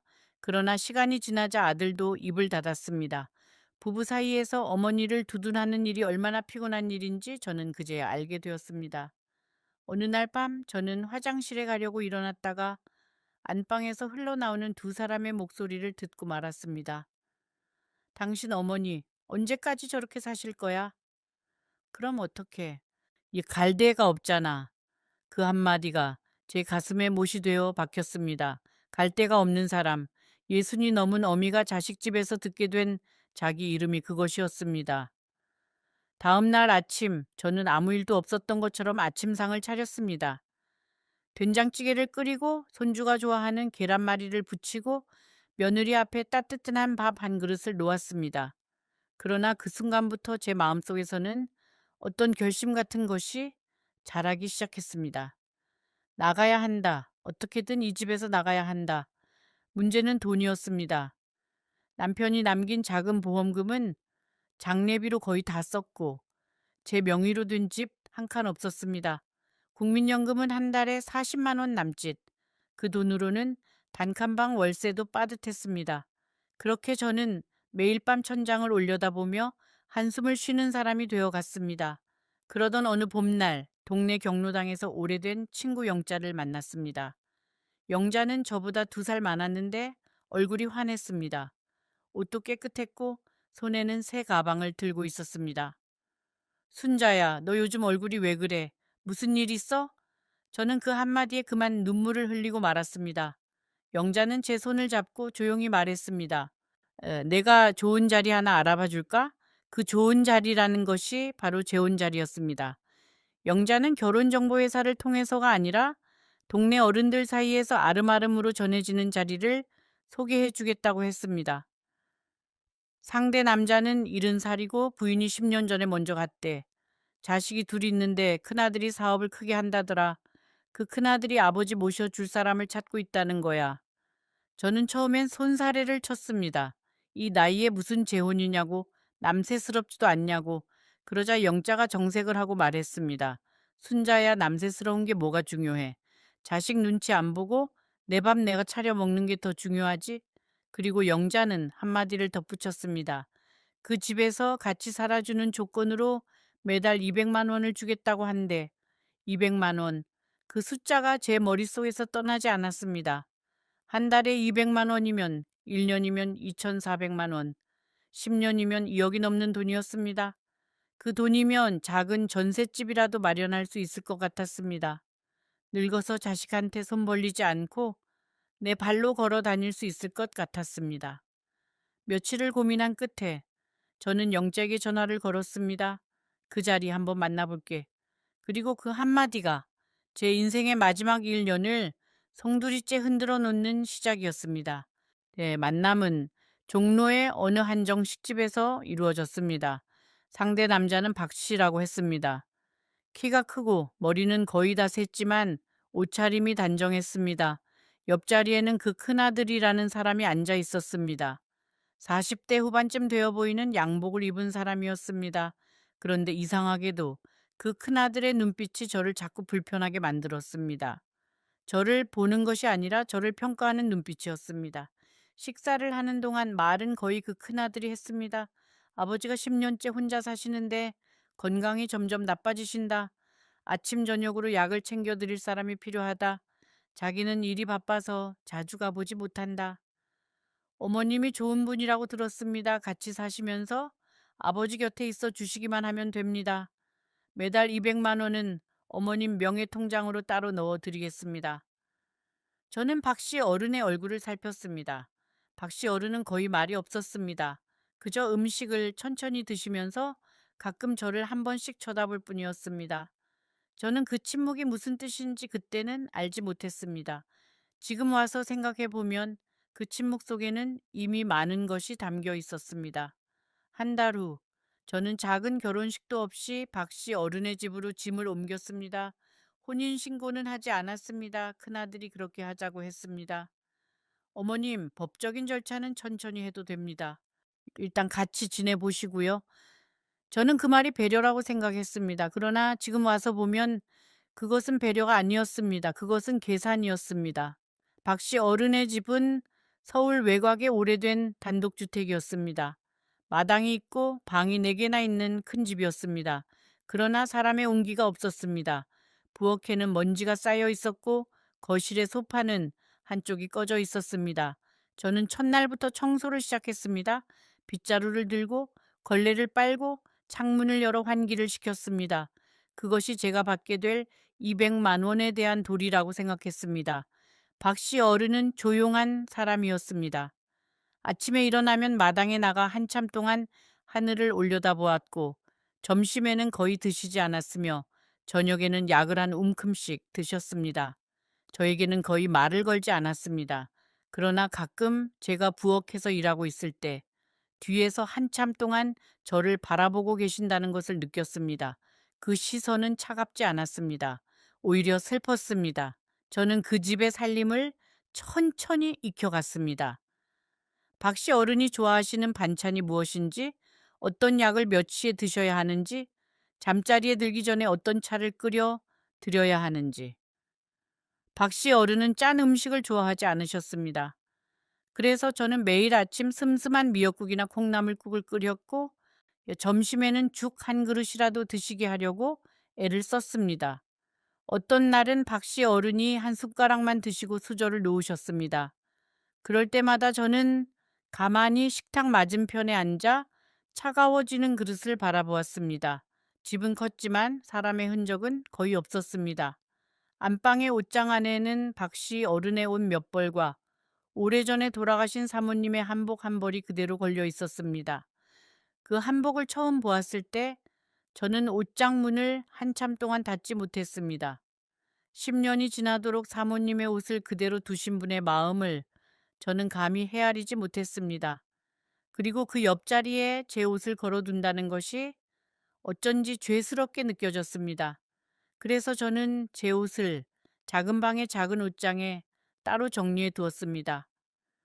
밤이 되면 박 씨 어른은 안방으로 들어가셨고 저는 작은 방에서 잤습니다. 우리는 처음부터 그렇게 약속한 것이 아니었지만 어느새 그것이 자연스러운 일이 되어 있었습니다. 박 씨 어른은 단 한 번도 저에게 부부의 자리 같은 것을 요구하지 않으셨습니다. 그래서 저는 더더욱 이 어른은 큰아들의 강요로 이 자리를 받아들이신 것이 분명하다고 짐작했습니다. 두 늙은 사람이 한 지붕 아래서 각자의 외로움을 안고 잠드는 그 풍경이 어떻게 보면 슬펐고 어떻게 보면 차라리 다행스러웠습니다. 저는 일주일에 한 번씩 동네 시장에 다녀왔습니다. 시장 골목을 걸으며 무 한 단, 두부 한 모, 꽁치 몇 마리를 사는 그 시간이 저에게는 가장 마음이 편한 시간이었습니다. 시장에서 만나는 또래의 어른들과 짧은 인사를 나누고 단골 반찬 가게 아주머니에게 김치 한 통을 사들고 돌아오는 그 길에서 저는 가끔 제 인생이 그래도 아주 망가진 것은 아니라고 스스로를 위로했습니다. 그러나 집에 돌아와 대문을 여는 순간 그 위로는 늘 사라져 버렸습니다. 그 집의 공기는 무거웠고 어딘가 어긋나 있었습니다. 첫 달이 지나고 약속대로 제 통장에는 200만 원이 들어왔습니다. 저는 그 돈을 한 푼도 쓰지 않고 그대로 모았습니다. 언젠가 이 집에서 나가야 할 날이 올지도 모른다는 생각이 처음부터 마음 한구석에 있었기 때문입니다. 그러나 그때까지만 해도 저는 제가 이렇게 빨리 이렇게 황급하게 도망쳐 나오게 될 줄은 정말로 몰랐습니다. 통장에 찍힌 그 숫자를 처음 보았을 때 저는 잠시 묘한 감정에 빠졌습니다. 평생 누군가의 손을 거쳐 받아본 가장 큰 돈이었습니다. 시집살이 30년 동안 저는 단 한 번도 제 이름으로 된 통장을 가져본 적이 없었습니다. 남편이 살아있을 때도 마찬가지였습니다. 살림살이는 늘 제가 했지만 통장은 늘 남편의 것이었습니다. 그런데 황합이 넘은 나이에 손이 처음으로 제 이름이 적힌 통장에 그렇게 큰 숫자가 찍힌 것을 보았을 때 저는 기쁘기도 하고 부끄럽기도 했습니다. 그 돈의 무게를 그때는 미처 알지 못했습니다. 저는 매일 밤 잠들기 전에 그 통장을 한 번씩 꺼내 보았습니다. 숫자가 늘어나는 것을 보면서 언젠가 이 돈으로 작은 전세방을 얻어 진짜 제 집을 가질 수 있겠다는 꿈을 꾸었습니다. 그 꿈이 얼마나 위태로운 것인지, 그 돈이 어떤 무거운 약속의 대가인지를 저는 그때까지 깊이 생각해 보지 않았습니다. 사람은 자기가 절실히 원하는 것을 손에 넣었을 때 그 대가가 무엇인지를 일부러 보지 않으려 합니다. 저도 그랬습니다. 그것이 1년이라는 시간 끝에 저를 얼마나 비참한 자리로 데려갈지를 저는 애써 외면하고 있었습니다. 이상한 일은 2달째부터 시작되었습니다. 어느 날 저녁, 큰아들이 예고도 없이 집에 찾아왔습니다. 손에는 서류 봉투를 들고 있었습니다. 어머님, 잠깐 시간 좀 내주실 수 있으세요? 아버지 재산 관리 때문에 어머님 도장이 좀 필요해서요. 저는 도장을 어디에 찍는지도 잘 모르고 그저 큰아들이 시키는 대로 몇 군데에 도장을 찍었습니다. 큰아들은 환하게 웃으며 감사합니다, 어머님. 정말 큰 도움이 되었습니다. 하고 돌아갔습니다. 그날 밤 박씨 어른은 평소보다 더 오래 마당에 서 계셨습니다. 그리고 들어오시면서 처음으로 저에게 말을 거셨습니다. 순자 씨. 예, 어르신. 오늘 도장 찍은 거 무슨 서류인지 보셨습니까? 저는 고개를 저었습니다. 박씨 어른은 한참 동안 저를 바라보시다가 깊은 한숨을 내쉬며 말씀하셨습니다. 앞으로 무슨 종이든 함부로 도장 찍지 마세요. 부탁입니다. 그 한마디가 제 가슴에 작은 균열을 만들었습니다. 그날부터 저는 큰아들이 오는 날이면 가슴이 두근거렸습니다.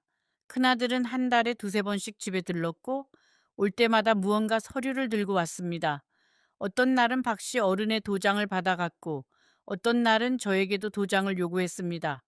저는 박씨 어른의 부탁을 떠올리며 이런저런 핑계를 대고 도장을 찍지 않았습니다. 그러자 큰아들의 태도가 조금씩 변하기 시작했습니다. 처음에는 어머님, 어머님 하며 깍듯하던 사람이 어느 순간부터 아주머니라고 부르기 시작했습니다. 저는 그 호칭의 변화에서 어떤 차가운 것을 느꼈습니다. 그리고 그 무렵부터 매달 들어오던 200만 원도 늦어지기 시작했습니다. 한 달이 늦고 두 달이 늦고 결국 어느 달에는 절반밖에 들어오지 않았습니다. 큰아들은 올 때마다 손에 작은 선물을 들고 왔습니다. 어떤 날은 한과 한 상자, 어떤 날은 비싸 보이는 인삼차 한 통, 어떤 날은 제 이름이 새겨진 손수건. 그 선물들은 다정해 보였지만 받을 때마다 저는 가슴이 답답했습니다.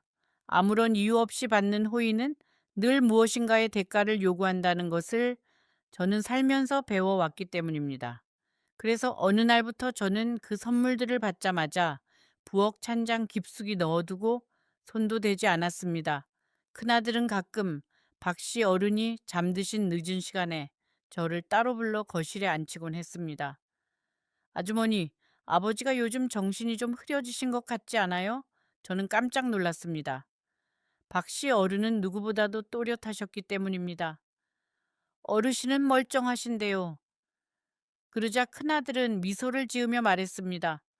아주머니가 잘 모르셔서 그래요. 가족이 보면 알아요. 아버지가 가끔 이상한 말씀을 하시거든요. 곧 정신감정 한번 받으셔야 할지도 몰라요. 그 말이 저를 한참 동안 잠 못 들게 했습니다. 정신감정, 그 단어가 무엇을 뜻하는지 저도 어렴풋이 알고 있었습니다.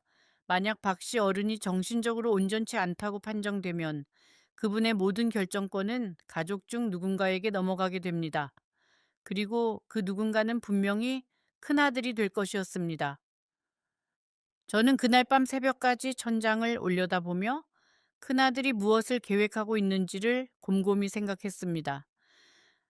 다음 날 아침, 저는 평소보다 일찍 일어나 박씨 어른의 약을 챙겼습니다. 박씨 어른은 늘 그렇듯 마당에 서서 하늘을 올려다보고 계셨습니다. 저는 따뜻한 보리차 한 잔을 들고 그 옆으로 갔습니다. 어르신 차 한 잔 드세요. 박씨 어른은 말없이 잔을 받아 드시고는 한참 후에 조용히 말씀하셨습니다. 순자 씨, 저는 정신이 멀쩡합니다. 누가 무엇라 해도 저는 제 정신입니다. 그 말씀에 저는 가슴이 철렁 내려앉았습니다. 박씨 어른도 무언가를 짐작하고 계셨던 것입니다. 그 무렵부터 큰아들은 의사 한 사람을 집에 데리고 오기 시작했습니다. 자기가 잘 아는 정신과 의사라며 아버지 건강을 살피러 왔다고 했습니다. 그 의사는 박씨 어른께 이상한 질문들을 했습니다. 오늘이 며칠인지 대통령이 누구인지 자식의 이름이 무엇인지 박씨 어른은 모든 질문에 또렷하게 답하셨습니다. 그러나 의사가 돌아간 뒤 큰아들은 저에게 의미심장한 미소를 지어 보였습니다. 다음에 오실 때는 좀 더 자세한 검사를 받으셔야 할 것 같다네요. 그 미소가 저를 더욱 두렵게 했습니다. 저는 큰아들에게 조심스럽게 물어보았습니다. 저 이번 달은 왜 이렇게? 그러자 큰아들은 표정을 굳히며 말했습니다. 아주머니 약속은 약속이고요. 그런데 아주머니가 우리 아버지를 제대로 모시고 있는지 저도 좀 봐야 하지 않겠습니까? 저는 그 말에 대꾸할 수가 없었습니다. 저는 박 씨 어른의 약을 매일 챙겨 드렸고 새끼 식사를 차려 드렸고 옷을 빨아 드렸습니다. 그러나 큰아들의 눈에는 그것이 보이지 않는 듯 했습니다. 조금 후에 그 집에서 제가 본 가장 무서운 장면을 말씀드리겠습니다. 그 장면 하나로 저는 모든 것을 깨달았습니다. 혹시 지금 이 영상을 보시면서 비슷한 일을 겪으신 적이 있거나 주변에서 보신 적이 있다면 댓글에 한 줄만 남겨주세요. 여러분의 이야기가 다른 누군가에게는 큰 위로가 됩니다. 여름이 깊어지던 어느 날 밤이었습니다. 박 씨 어른은 며칠째 몸이 좋지 않아 자리에 누워 계셨습니다. 저는 죽을 끓여 드리고 미지근한 물수건으로 이마를 닦아 드렸습니다. 박 씨 어른은 그날따라 저에게 많은 말씀을 하셨습니다. 거의 1년 만에 듣는 긴 이야기였습니다. 순자 씨, 제가 미안합니다. 어르신, 갑자기 무슨 말씀이세요? 순자 씨가 이 집에 들어온 게 제 뜻이 아니었습니다. 저는 사실 누구든 새로 들이는 게 싫었습니다. 그런데 큰애가 자꾸 박 씨 어른은 거기서 말을 멈추고 한참 동안 천장을 올려다 보셨습니다. 그리고는 떨리는 목소리로 말씀하셨습니다. 이 집이 제 명의가 아닙니다. 작년에 큰애가 가져갔습니다. 통장도 마찬가지입니다. 제 손에 남은 건 아무것도 없습니다. 그런데도 큰애는 자꾸 무언가를 더 가져가려고 합니다. 저는 그게 무서워서 박 씨, 어른의 눈에서 눈물이 흘러내렸습니다. 70살 노인의 눈물을 그렇게 가까이서 본 것은 처음이었습니다. 저는 무어라 말씀을 드려야 할지 알지 못했습니다. 순자 씨가 이 집에 들어온 이유도 사실은 다른 데 있을 겁니다. 큰애가 제 곁에 누군가 있기를 바라는 게 아니라 제 도장을 대신 찍어줄 사람이 필요했던 겁니다. 제가 마음이 약해질 때 제가 거절할 수 없게 만들어줄 사람이 그 말씀을 듣는 순간 저는 등골이 서늘해졌습니다. 제가 이 집에 온 진짜 이유가 그것이었구나. 저는 박 씨 어른을 위해서가 아니라 큰아들의 도구로 들여진 것이었구나. 그날 밤 저는 잠을 이루지 못했습니다. 새벽 2시쯤 저는 조용히 방을 나와 거실로 갔습니다. 그리고 큰아들이 두고 간 서류 봉투를 살짝 열어보았습니다. 거기에는 부동산 매매 계약서, 위임장, 그리고 제가 알지 못하는 회사의 보증 서류가 들어 있었습니다. 보증 서류에는 박 씨 어른의 이름이 보증인으로 적혀 있었고 그 옆 빈칸에는 제 이름이 들어갈 자리가 비어 있었습니다. 저는 그제야 모든 것이 분명해졌습니다. 같이 큰아들은 사업이 어려운 것이 분명했습니다. 아버지의 모든 재산을 이미 가져갔고 이제는 아버지를 보증인으로 세워서 더 큰 돈을 빌리려 하고 있었습니다. 그리고 만약 일이 잘못되면 그 책임을 박 씨, 어른과 저 두 사람에게 떠넘길 작정이었습니다. 매달 200만 원은 그 대가였습니다. 저의 도장과 저의 침묵을 사기 위한 돈이었습니다. 다음 날 아침 저는 아무 일도 없었던 것처럼 아침상을 차렸습니다. 박 씨 어른은 저를 한번 쳐다보시고는 평소와 다름없이 천천히 식사를 하셨습니다. 저는 그 모습을 보면서 결심했습니다. 박 씨 어른을 두고 갈 수는 없다고, 무언가 방법을 찾아야 한다고. 그러나 저는 그때까지도 큰아들이 얼마나 무서운 사람인지 정확히 알지 못했습니다. 며칠 후 큰아들이 다시 집에 왔습니다. 이번에는 혼자가 아니었습니다. 양복을 입은 낯선 남자 2명과 함께였습니다. 그들은 거실에 앉아 박 씨 어른을 데려오라고 했습니다. 박 씨 어른은 천천히 거실로 나오셨고 큰아들은 새 서류를 내밀었습니다.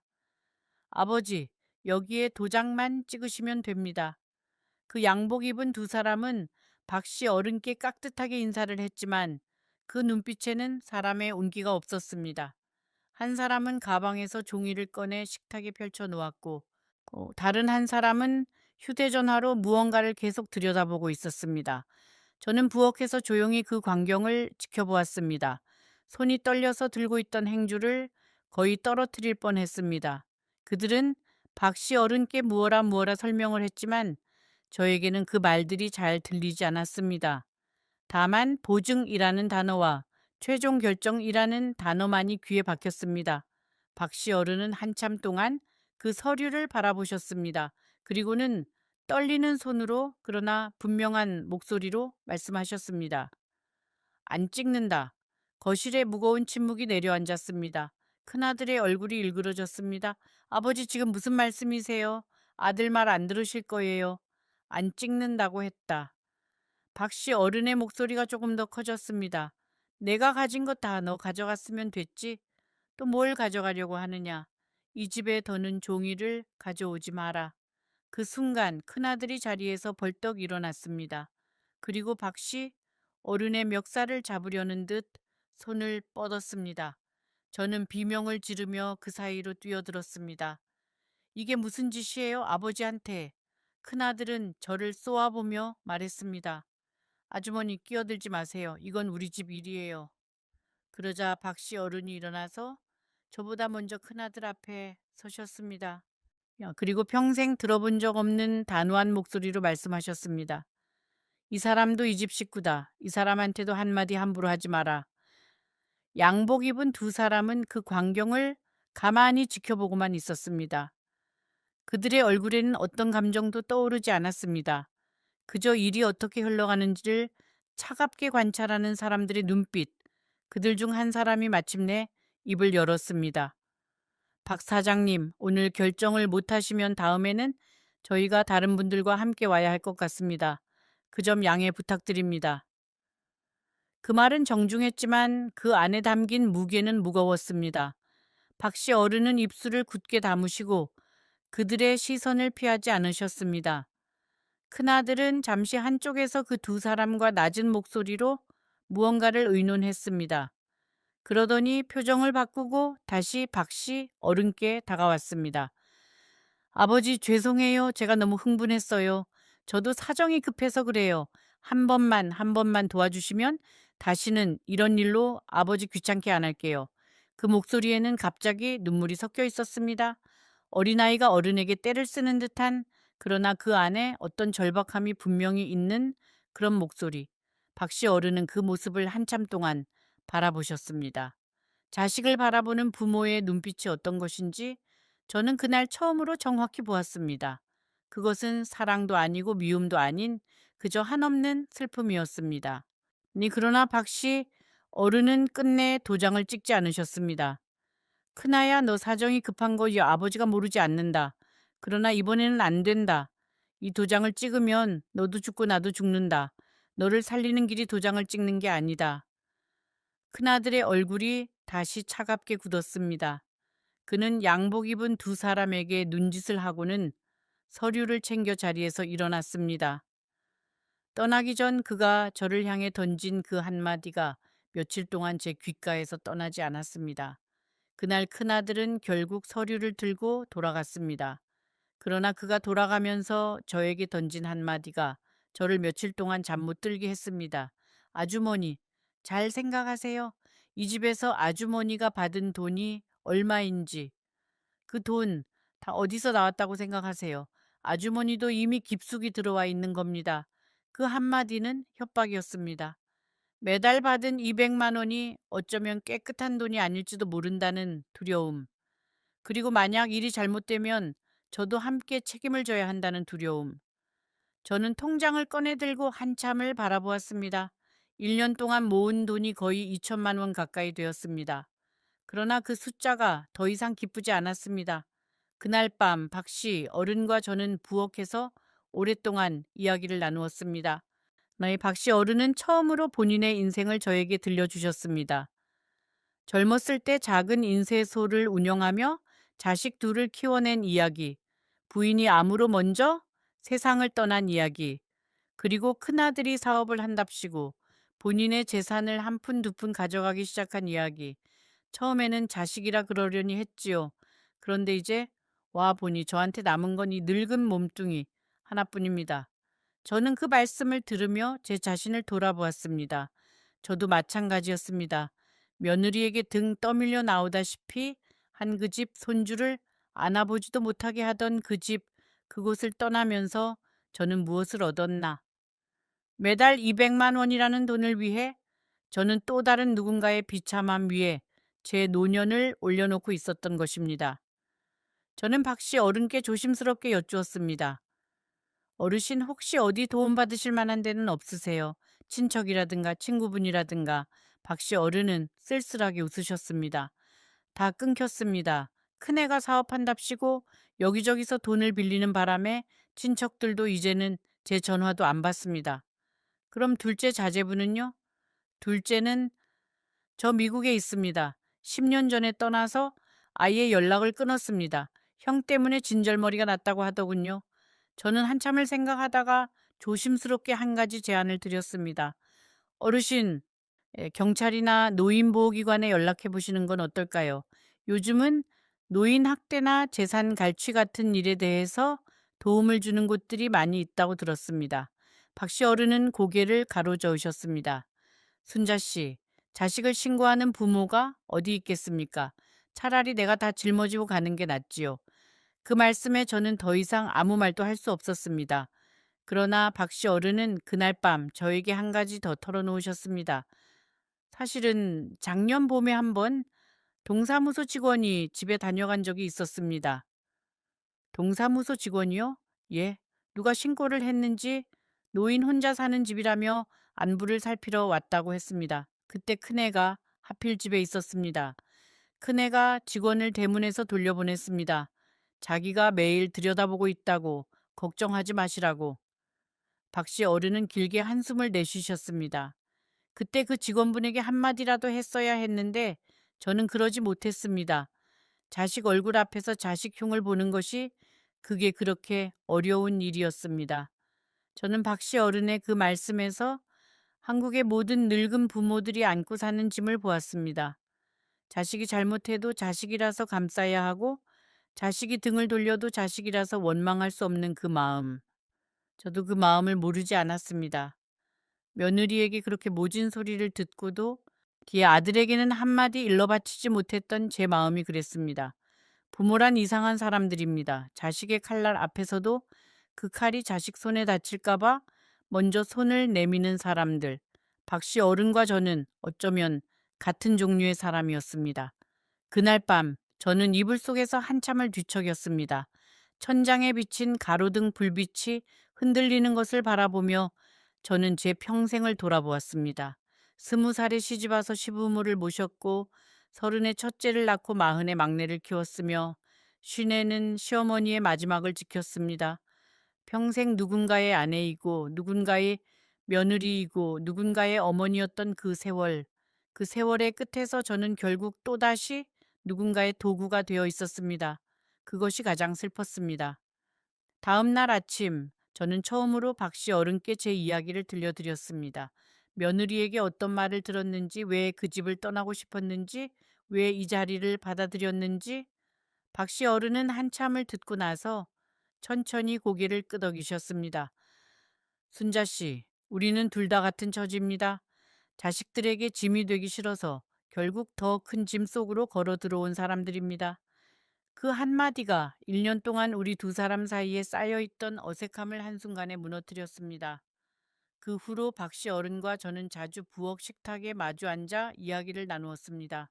이 박 씨 어른은 젊은 시절 인쇄소에서 있었던 재밌는 일들을 들려주셨고, 저는 시장에서 들은 동네 소식들을 전해드렸습니다. 가끔은 함께 옛날 트로트를 들었고, 가끔은 함께 텔레비전 뉴스를 보며 세상 돌아가는 이야기를 나누었습니다. 우리는 부부도 아니고 가족도 아니었지만 그 어떤 가족보다 진솔한 시간을 보내고 있었습니다. 그러나 그 평온한 시간이 폭풍 직전의 고요라는 것을 그때는 알지 못했습니다. 그 후로 며칠 동안 집안은 이상하게 조용했습니다. 큰아들에게서 연락이 없었고 매달 들어오던 돈도 들어오지 않았습니다. 박 씨 어른은 점점 말수가 줄어들었고 식사량도 줄었습니다. 저는 무언가 큰일이 다가오고 있다는 예감을 떨칠 수 없었습니다. 그리고 그 예감은 곧 현실이 되었습니다. 그 며칠 사이 저는 박 씨 어른의 곁에서 한 발자국도 떨어지지 않았습니다. 박 씨 어른이 마당에 나가시면 저도 마당으로 나가 빨래를 널었고, 박 씨 어른이 거실에서 텔레비전을 보시면 저도 그 옆에서 마늘을 까며 함께 앉아 있었습니다. 누가 시킨 것도 아니었고 박 씨 어른이 부탁하신 것도 아니었습니다. 그저 어른을 혼자 두면 안 될 것 같다는 마음이 저절로 들었습니다.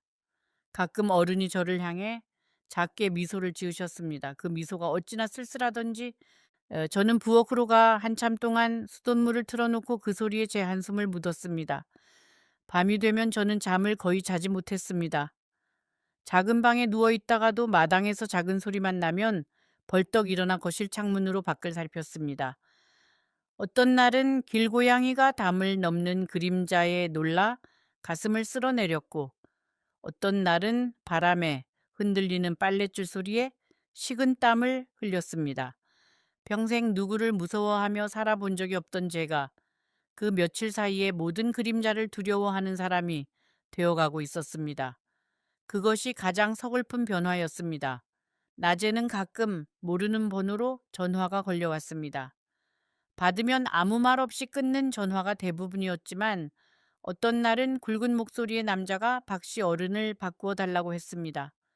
저는 박씨 어른께 전화기를 넘겨드렸습니다.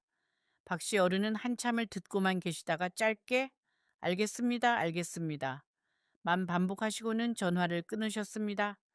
끊으신 뒤에는 늘 한참 동안 거실 소파에 그대로 앉아 천장의 한 점만을 바라보셨습니다. 그 침묵 안에 무엇이 들어있는지 저는 묻지 못했습니다. 묻는 것이 어른을 더 무겁게 할 것만 같아서였습니다. 저는 그 며칠 사이 처음으로 영자에게 전화를 걸었습니다. 1년 전 저에게 이 자리를 소개해준 그 친구였습니다. 영자야? 너 이 집 사정 알고 나를 보낸 거였니? 한참 동안 영자는 말이 없었습니다. 그리고는 떨리는 목소리로 말했습니다. 순자야 미안해. 나도 이렇게까지 일이 복잡할 줄은 몰랐어. 나는 그저 큰아들이 좋은 사람이라고 들어서. 저는 길게 한숨을 내쉬었습니다. 영재에게 화를 낼 수 없었습니다. 그 자리를 받아들인 것은 결국 저였고 그 도장을 찍지 않은 것도 결국 저였습니다. 모든 책임은 제 안에 있었습니다. 전화를 끊고 나서 저는 한참 동안 거울 앞에 서 있었습니다. 거울 속에 저는 1년 전보다 훨씬 더 늙어 있었습니다. 머리는 더 희끗해졌고 눈가의 주름은 더 깊어졌으며 무엇보다 눈빛이 달라져 있었습니다. 1년 전에는 무언가를 기대하던 눈빛이었다면 지금은 무언가를 두려워하는 눈빛이었습니다. 사람의 얼굴은 그 사람이 살아온 시간을 정직하게 새깁니다.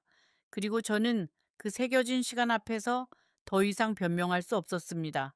저는 거울 앞에서 한참을 서 있다가 손등으로 가만히 제 뺨을 쓸어 보았습니다. 평생 누군가의 뺨은 자주 어루만져 보았어도 제 뺨을 그렇게 들여다본 적은 없었습니다. 어느새 살이 빠진 광대뼈가 손끝에 까칠하게 닿았습니다. 1년 사이에 저는 몸무게가 거의 5kg이나 줄어 있었습니다. 매달 통장에 들어오는 숫자는 늘어났지만 정작 제 몸은 그만큼 줄어들고 있었던 것입니다. 어쩌면 사람의 자존심이라는 것은 보이지 않게 살을 깎아내는 무엇인지도 모릅니다. 그날 저녁 저는 박씨 어른과 나란히 앉아 텔레비전을 보았습니다. 화면에서는 어느 노인 부부가 산골 마을에서 나무를 캐며 살아가는 다큐멘터리가 흘러나오고 있었습니다. 두 사람은 50년을 함께 살아온 부부라고 했습니다. 같이 밥을 먹고 같이 산에 오르고 같이 늙어가는 모습이 화면에 비쳤습니다. 박씨 어른은 한참을 그 화면을 바라보시다가 작게 한마디 하셨습니다. 사람이 늙어서 가장 부러운 게 저런 거지요? 저는 아무 대답도 하지 못했습니다. 화면 속의 풍경과 우리 두 사람이 앉아있는 그 거실의 풍경 사이에 놓인 거리가 너무도 멀게 느껴졌기 때문입니다. 어느 날 오후 낯선 사람들이 집 앞에 몰려들었습니다. 검은 옷을 입은 남자들이었고 손에는 서류를 들고 있었습니다. 그들은 대문을 두드리며 박씨 어른의 이름을 불렀습니다. 박 사장님, 안에 계신 거 압니다. 문 좀 열어주세요. 저는 박씨 어른의 손을 잡고 안방 깊숙이 숨었습니다. 박씨 어른의 손은 얼음처럼 차가웠습니다. 대문을 두드리는 소리는 한참 동안 계속되었습니다. 한 사람이 두드리고 다른 사람이 큰 소리로 외치고 또 다른 사람이 휴대전화로 어딘가에 보고를 하는 소리. 박씨 어른과 저는 안방 한 구석에 쪼그려 앉아 서로의 손만 꼭 잡고 있었습니다. 두 늙은 사람의 손이 서로의 떨림을 견뎌주는 그 모습이 어쩌면 우리가 함께한 1년의 가장 정직한 풍경이었는지도 모릅니다. 그 순간 저는 매달 받은 200만 원이 무슨 의미였는지를 한 번 더 깨달았습니다. 그것은 돈이 아니라 제 인생의 마지막 자존심을 사들이려 한 값이었습니다. 그들은 한참을 두드리다가 결국 돌아갔습니다. 돌아가면서 큰 소리로 외쳤습니다. 박 사장님, 다음 주에 다시 오겠습니다. 그때까지 답을 주셔야 합니다. 그들이 떠난 후 박씨 어르는 거실 바닥에 그대로 주저앉으셨습니다. 저는 따뜻한 한 차를 끓여 드렸지만 박씨 어른은 한 모금도 입에 대지 못하셨습니다. 그날 저녁 박씨 어른이 저에게 말씀하셨습니다. 순자 씨, 부탁이 하나 있습니다. 말씀하세요. 예, 어르신. 내일 아침에 이 집을 나가주세요. 그동안 모은 돈, 통장에 있는 그 돈 다 가지고 가세요. 그리고 다시는 돌아오지 마세요. 저는 그 말씀에 눈물이 솟구쳤습니다. 어르신은 어떡하시고요? 저 혼자 어떻게 갑니까? 박 씨 어른은 제 손을 잡으시며 말씀하셨습니다. 순자 씨, 저는 이 집에서 살아온 사람이고 이 집에서 마무리할 사람입니다. 그러나 순자 씨는 다릅니다. 이 순자 씨까지 이 일에 휘말리게 할 수는 없습니다. 큰애는 분명히 순자 씨한테도 책임을 떠넘기려 할 겁니다. 도장 한 번이라도 찍은 게 있으면 그걸로 엮으려 할 겁니다. 지금이라도 떠나야 합니다. 저는 밤새도록 고민했습니다. 가야 하나, 남아야 하나. 1년 동안 정이 든 이 노인을 두고 가는 것이 사람의 도리인가, 아니면 살아남기 위해 떠나는 것이 옳은 일인가. 새벽 5시쯤 저는 결심을 굳혔습니다. 가방을 싸기 시작했습니다. 옷 몇 벌, 통장, 도장, 그리고 평생 간직해온 작은 사진 한 장. 가방을 싸는 동안 저는 작은 방 한 구석에 쪼그려 앉아 한참을 울었습니다. 떠난다는 것은 결국 박씨 어른의 마지막 순간을 혼자 견디시게 만드는 일이었습니다. 1년 동안 저는 그 어른의 약을 챙기고 식사를 차리며 어른의 일상을 제 손으로 지탱해 왔습니다. 그런데 가장 무거운 순간에 제가 그 자리를 비운다는 것이 사람으로서 옳은 일일까? 그러나 박씨 어른의 부탁이 떠올랐습니다. 순자 씨까지 이 일에 휘말리게 할 수는 없습니다. 그 말씀 속에는 어른이 어른 자신보다 저를 먼저 걱정하셨다는 사실이 들어 있었습니다. 그 마음을 저버리는 것이 오히려 더 큰 죄가 될 수도 있었습니다. 저는 짐을 다 싸고 나서 부엌으로 갔습니다. 마지막으로 박씨 어른의 아침상을 차려두기로 마음먹었습니다. 이 따뜻한 흰쌀밥을 한 그릇 푸고 어제 끓여둔 미역국을 두고 김치와 콩자반과 계란말이를 작은 접시에 담았습니다. 그리고 식탁 한가운데에 보온 덮개를 씌워 두었습니다. 어른이 일어나셔서 이 상을 보시면 적어도 제가 끝까지 어른을 미워하며 떠난 것은 아니라는 사실은 아실 수 있을 것 같았습니다. 그것이 1년 동안 받은 모든 것에 대한 제가 드릴 수 있는 마지막 인사였습니다. 상을 다 차린 뒤 저는 부엌 한 구석에 서서 그 집을 천천히 둘러보았습니다. 1년 동안 매일같이 닦았던 식탁, 매일같이 끓였던 가스레인지, 매일같이 열었던 냉장고, 어떤 사람들에게는 평범한 살림이지만 저에게는 그것이 1년 동안 제가 살아낸 시간 그 자체였습니다. 짧다면 짧고 길다면 긴 그 시간이 새벽의 어둠 속에서 한꺼번에 제 가슴을 스쳐 지나갔습니다. 저는 안방 문 앞에서 한참을 망설였습니다. 마지막으로 박씨 어른의 잠든 얼굴을 한 번만 보고 싶었습니다. 문틈으로 살며시 들여다보니 어른은 이불을 가슴께까지 끌어올린 채 천천히 숨을 쉬고 계셨습니다. 그 모습이 너무 작아 보였습니다. 이른의 남자, 평생 인쇄소를 지키며 두 자식을 키워낸 한 가장이 그 새벽에는 그저 외롭고 작은 한 사람의 노인이었습니다. 네, 저는 문 앞에서 깊이 머리를 숙였습니다. 어른이 들으실 수 없는 인사였지만 그것은 제가 제 자신에게 약속한 인사이기도 했습니다. 어른의 마지막 자존심을 지켜드리겠다는 조용한 약속이었습니다.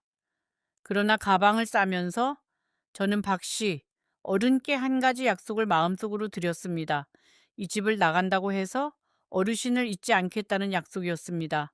안전한 곳에 도착하면 노인보호기관에 연락을 드리겠다고, 어르신이 직접 자식을 신고하지 못하신다면 제가 대신 도움을 청해 드리겠다고, 그것이 1년 동안 받은 그 돈에 대한 제 마지막 도리라고 생각했습니다. 조금 후에 그날 새벽 제가 그 대문을 어떻게 넘었는지, 그리고 그 후에 어떤 일들이 벌어졌는지 말씀드리겠습니다. 곧 여러분이 가장 놀라게 될 부분이 나옵니다. 새벽 6시, 저는 가방을 들고 안방을 나섰습니다. 박 씨 어른은 잠들어 계셨습니다. 아니, 잠든 척하고 계셨는지도 모릅니다. 저는 어른의 머리맡에 작은 쪽지 하나를 놓아두었습니다. 어르신 꼭 다시 뵙겠습니다. 그때까지 부디 건강하세요. 그리고 저는 신발을 들고 발소리를 죽이며 마당을 가로질렀습니다. 마당의 작은 화단에는 제가 봄에 심어둔 봉숭아가 아직 몇 송이 피어 있었습니다. 저는 그 앞에서 잠시 멈췄습니다. 1년 전에 이 집에 들어와서 가장 먼저 한 일이 그 화단에 흙을 갈고 꽃씨를 심은 일이었습니다. 박 씨 어른은 그때 처음으로 저에게 작게 웃어주셨습니다. 사모님이 살아계실 때 늘 이 자리에 봉숭아를 심으셨지요. 그 한마디가 1년 동안 제 마음 한쪽에 따뜻하게 남아 있었습니다. 떠나는 새벽에 그 꽃을 다시 보니 제가 1년 동안 한 일이 아주 헛된 것만은 아니었다는 작은 위로가 가슴 한구석에서 올라왔습니다. 대문을 여는 순간 저는 잠시 멈춰 섰습니다. 1년 전 이 대문을 처음 들어설 때의 제 모습이 떠올랐습니다. 매달 200만 원이라는 약속에 마음이 들떠서 새 옷을 입고 새 가방을 들고 들어왔던 그날. 그러나 지금 저는 1년 전보다 더 늙었고 더 야위었으며 무엇보다 더 두려운 사람이 되어 있었습니다. 저는 택시를 타고 멀리 떨어진 동네의 한 모텔로 향했습니다. 신분증을 보여주고 사흘치 방값을 미리 냈습니다. 방에 들어가자마자 저는 침대 위에 주저앉아 한참을 울었습니다. 무엇이 그렇게 서러웠는지 저도 잘 모르겠습니다. 박 씨 어른께 미안해서, 제 자신이 부끄러워서, 그리고 환갑이 넘은 나이에 또다시 갈 곳이 없어진 제가 처량해서 그 모든 것이 한꺼번에 밀려왔습니다. 그 모텔 방의 천장에는 누런 자국이 번져 있었고 창밖으로는 낯선 동네의 간판들이 깜빡이고 있었습니다. 텔레비전 옆에는 누군가가 두고 간 듯한 종이컵 하나가 그대로 놓여 있었습니다. 저는 그 종이컵을 한참 동안 바라보았습니다. 지나간 누군가도 저처럼 갈 곳이 없어 이 방에서 하루를 보냈겠지요. 그 모르는 사람의 흔적 앞에서 저는 묘한 위로 같은 것을 느꼈습니다. 세상에 갈 곳 없는 사람이 저 혼자만은 아니라는 사실이 그 새벽에는 작은 빛이 되어 주었습니다. 저는 그날 하루 종일 휴대전화를 꺼두었습니다. 아무도 저를 찾을 수 없도록, 그리고 저도 그 누구의 목소리도 듣지 않도록. 점심도 거른 채 저는 그저 침대에 누워 천장만을 올려다보았습니다. 머릿속에서는 1년 동안의 모든 장면이 뒤섞여 흘러갔습니다. 처음 식당에서 박 씨 어른을 만났던 날, 큰아들이 처음으로 서류를 들고 왔던 날, 박 씨 어른이 처음으로 저에게 길게 말씀해 주신 날, 그리고 검은 옷의 사람들이 대문을 두드리던 그 오후, 모든 장면이 마치 다른 사람의 인생을 들여다보는 것처럼 낯설게 느껴졌습니다. 다음 날 아침 저는 약속한 대로 노인보호기관에 전화를 걸었습니다. 떨리는 목소리로 박 씨 어른의 상황을 설명했습니다. 자식이 아버지의 모든 재산을 가져갔고 이제는 아버지를 보증인으로 세우려 한다고, 낯선 사람들이 집 앞까지 찾아오고 있다고 전화를 받은 직원분은 차분한 목소리로 말씀하셨습니다. 어머님, 잘 알려주셨습니다. 저희가 바로 확인해 보겠습니다. 그리고 어머님도 안전한 곳으로 가셔야 할 것 같습니다. 전화를 끊고 나서 저는 한참 동안 휴대전화를 손에 쥐고 가만히 앉아 있었습니다. 평생 누군가에게 도움을 요청한 적이 없는 사람이 처음으로 낯선 기관에 제 사정을 털어놓은 그 순간이 너무도 무겁게 느껴졌습니다. 그러나 동시에 무언가 한 짐을 내려놓은 듯한 가벼움도 함께 찾아왔습니다. 박 씨 어른께 드린 마지막 약속을 지킨 것입니다. 비록 어른의 곁을 떠난 사람이지만 적어도 어른을 그 어둠 속에 완전히 혼자 두고 오지는 않았다는 작은 안도였습니다. 그날 오후 저는 아들에게 전화를 걸었습니다. 1년 동안 거의 연락하지 않았던 아들이었습니다. 신호음이 한참 울리고 마침내 아들이 전화를 받았습니다. 엄마, 웬일이세요? 저는 그 한마디에 또 눈물이 났습니다. 어떻게 말을 시작해야 할지, 어떻게 사정을 설명해야 할지 알 수 없었습니다. 아들아, 엄마가 좀 어려운 일이 있어서. 아들은 한참 동안 말이 없었습니다. 그리고는 차가운 목소리로 물었습니다. 엄마, 그 박 씨라는 분이랑은 어떻게 됐어요? 동네에 소문 다 났어요. 엄마가 돈 받고 들어갔다고. 그 한마디에 저는 가슴이 무너지는 것 같았습니다. 동네 소문, 자식의 차가운 목소리, 그것이 1년 만에 듣는 아들의 첫인사였습니다. 저는 모든 것을 솔직하게 말씀드렸습니다. 왜 그 자리에 들어갔는지, 그 집에서 무슨 일이 있었는지, 왜 도망치듯 나왔는지, 한마디 한마디가 입 밖으로 나올 때마다 저는 부끄러움에 얼굴이 화끈거렸습니다. 자식 앞에서 어미가 자기 잘못을 인정한다는 것이 그렇게 어려운 일인 줄을 그날 처음 알았습니다. 그러나 동시에 그렇게 솔직히 말하고 나니 마음 한구석이 비로소 가벼워졌습니다. 평생 자식 앞에서 강한 척, 모든 것을 알고 있는 척 했던 그 어미가 마침내 약한 한 사람으로 자식 앞에 섰던 순간이었습니다. 아들은 한참을 듣고 나서 말했습니다. 엄마, 일단 그 모텔 주소 알려주세요. 제가 오늘 저녁에 갈게요. 그 한마디가 1년 동안 메말랐던 제 마음에 한 방울의 물 같았습니다. 그날 저녁 아들이 모텔로 왔습니다. 1년 만에 보는 아들의 얼굴은 많이 야위어 있었습니다. 아들은 저를 보자마자 한참을 아무 말도 하지 않았습니다. 그러다가 마침내 입을 열었습니다. 엄마, 죄송해요. 저는 고개를 저었습니다. 아니다. 죄송해야 할 사람은 엄마다. 아들은 모텔방의 작은 의자에 앉아 네 손에 들고 온 검은 비닐봉투를 한참 동안 만지작거렸습니다. 그 안에는 따뜻한 죽 한 그릇과 제가 좋아하는 단호박 식혜 한 병이 들어 있었습니다. 엄마 아침부터 뭐 아무것도 못 드셨을 것 같아서요. 그 한마디에 저는 또 눈물이 솟구쳤습니다. 1년 동안 누구도 저에게 끼니를 챙겨준 사람이 없었습니다. 매달 200만 원을 받으면서도 저는 늘 누군가의 끼니를 차리는 사람이었지 누군가가 저의 끼니를 걱정해 준 적은 없었습니다. 그 죽을 한 숟가락 더 입에 넣으면서 저는 비로소 제가 살아있다는 것을 다시 느꼈습니다. 아들은 저에게 며느리와 있었던 일들을 털어놓았습니다. 사실은 자기도 며느리와 사이가 좋지 않다고 했습니다. 엄마를 그렇게 보낸 후 며느리는 점점 더 자기 마음대로 하려 했고 결국 작년부터는 부부 사이에 큰 꼴이 생겼다고 했습니다. 엄마가 나가신 뒤에 알았어요. 엄마가 우리 집에서 어떤 마음으로 사셨는지, 우리가 엄마한테 얼마나 못되게 굴었는지. 그런데 그걸 깨달았을 때는 이미 엄마는 다른 곳으로 가신 뒤였어요.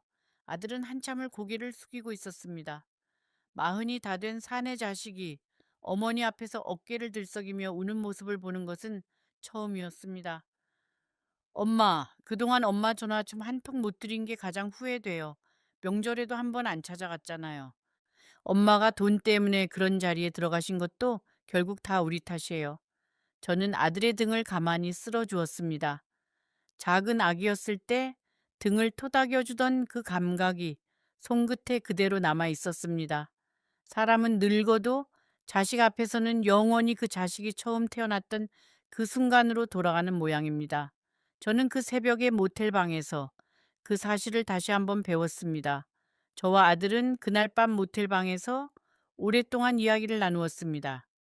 1년 동안 쌓인 오해와 서운함과 후회가 한자리에서 다 풀리지는 않았습니다. 그러나 적어도 우리는 다시 이야기를 시작할 수 있는 사이가 되었습니다. 아들은 다음 날 저를 자기 집 근처의 작은 원룸으로 옮겨주었습니다. 며느리에게는 알리지 않고 본인이 따로 마련한 방이라고 했습니다. 며칠 후 노인보호기관에서 다시 전화가 왔습니다. 박 씨 어른의 댁에 직원이 다녀갔다고 큰아들의 일이 경찰에까지 알려졌다고 했습니다. 큰아들은 사업 자금을 마련하기 위해 아버지의 명의를 도용해 여러 곳에서 돈을 빌렸고 그 돈을 갚지 못해 결국 사기 혐의로 조사를 받게 되었다고 했습니다. 박 씨 어른은 다행히 둘째 자제분이 미국에서 급히 들어와 미국으로 모시고 가기로 했다고 했습니다. 저는 그 소식을 듣고 한참을 멍하니 앉아 있었습니다. 박 씨 어른께 마지막으로 인사라도 드리고 싶었지만 그분이 이미 한국을 떠나신 후였습니다. 다만 며칠 후 노인보호기관을 통해 박 씨 어른께서 저에게 남기신 짧은 편지 한 장을 받을 수 있었습니다. 편지가 도착한 날, 저는 그 봉투를 한참 동안 만지작거리기만 했습니다. 봉투에는 어른의 흔들리는 글씨로 제 이름 석자가 또박또박 적혀 있었습니다. 저는 그 글씨를 보면서 어른이 그 편지를 쓰시던 새벽의 모습을 그려 보았습니다. 떠나기 전 마지막 짐을 챙기시면서 흔들리는 손으로 한 글자씩 적어 내려가셨을 그 모습을. 봉투를 여는 데에만 1시간이 걸렸습니다. 그 안에 무엇이 적혀 있을지가 두려운 것이 아니라 그 편지를 다 읽고 나면 어른과의 일년이 정말로 끝나버릴 것 같아서였습니다. 순자 씨에게 그날 새벽 순자 씨가 떠나는 발소리를 저는 다 들었습니다. 그러나 일어나지 않았습니다. 일어나면 순자 씨를 붙잡을 것 같아서, 그래서는 안 될 것 같아서. 1년 동안 고마웠습니다. 늙은 사람의 곁에 있어 주신 것, 그리고 마지막에 저를 도와주신 것. 부디 남은 인생은 평안하시기를 바랍니다. 박올림. 저는 그 편지를 읽으며 또 한참을 울었습니다. 그 일이 있은 지 벌써 몇 달이 지났습니다. 저는 지금 작은 원룸에서 혼자 살고 있습니다. 이 매달 200만 원은 더 이상 들어오지 않습니다. 그러나 저는 그 어느 때보다 마음이 편안합니다. 아들과는 일주일에 한 번씩 만납니다. 며느리와는 아직 거리가 있지만 손주는 가끔 저를 보러 옵니다. 그것만으로도 저는 충분히 감사합니다. 여러분, 저는 이 이야기를 통해 무언가 대단한 교훈을 드리려는 것이 아닙니다. 다만 한 가지 제가 1년 동안 배운 것이 있다면 그것은 이런 것입니다. 돈은 외로움을 달래주지 않습니다. 그리고 이 어떤 자리도 사람의 존엄을 팔고 들어가서는 안 됩니다. 저는 그것을 너무 늦게 알았습니다. 그러나 늦게라도 알게 된 것이 영영 모르고 사는 것보다는 낫다고 생각합니다. 지금도 가끔 박 씨 어른의 그 슬픈 눈빛이 떠오릅니다. 그 어른은 자식 때문에 평생 모은 모든 것을 잃으셨지만 마지막 순간에 한 사람의 안전을 지켜주려 하셨습니다. 저는 그 마음 앞에서 제가 얼마나 작은 사람이었는지를 깨달았습니다. 매달 200만 원이라는 돈을 쫓아 그 집에 들어갔던 제 모습이 지금도 부끄럽습니다. 혹시 지금 이 영상을 보시는 분들 중에 늦은 나이에 외로움을 견디지 못해 무언가 큰 결정을 앞두고 계신 분이 있다면 부디 한 번만 더 생각해 보시기를 바랍니다. 그 결정의 뒤에 있는 사람들의 진짜 의도가 무엇인지, 그 약속된 돈의 출처가 어디인지, 그리고 그 일이 잘못되었을 때 누가 책임을 지게 되는지. 외로움은 무서운 감정이지만 외로움보다 더 무서운 것은 부끄러움입니다. 그리고 부끄러움보다 더 무서운 것은 자신의 존엄을 잃는 것입니다. 저는 오늘도 이 작은 방에서 창밖을 내다봅니다. 멀리 아파트 단지의 불빛이 하나둘 켜지고 누군가의 가족들이 저녁을 먹기 위해 모여 앉을 시간입니다. 저에게는 그런 가족이 더 이상 없습니다. 그러나 저는 외롭지 않습니다. 왜냐하면 저는 이제 제 자신을 부끄러워하지 않기 때문입니다. 그것 하나면 충분합니다. 이 이야기가 누군가에게는 낯설게 들릴지도 모르겠습니다. 그러나 저처럼 외롭고, 저처럼 흔들리고, 저처럼 잘못된 선택을 한 분들이 분명 어딘가에 계실 것입니다. 그분들께, 그리고 그분들의 자식들께 이 이야기가 작은 거울이 되었으면 합니다. 부모의 외로움을 돈으로 해결하려 하지 마시고 자식의 무관심을 부모가 돈으로 메우려 하지 마시기를 바랍니다. 오늘 제 이야기는 여기까지입니다. 만약 이 이야기가 여러분의 마음에 한 줄이라도 남았다면 잠시만 멈추어 생각해 주세요. 여러분 곁에 있는 늙은 부모 혹은 어딘가에서 외롭게 지내고 계실 어른들을, 그리고 만약 이 이야기가 여러분의 마음을 조금이라도 움직였다면 이 채널을 구독해 주세요. 다음에는 더 깊은 이야기로 다시 찾아뵙겠습니다. 이 이야기에 마음이 머무셨다면 지금 화면에 보이는 다음 영상을 꼭 이어서 봐주세요. 오늘 제가 들려드린 이야기보다 훨씬 더 가슴 깊은 곳을 울리는 이야기가 여러분을 기다리고 있습니다. 놓치지 마시고 지금 바로 그 영상으로 가주세요. 순자 할머니가 그곳에서 다시 여러분을 기다리고 있겠습니다.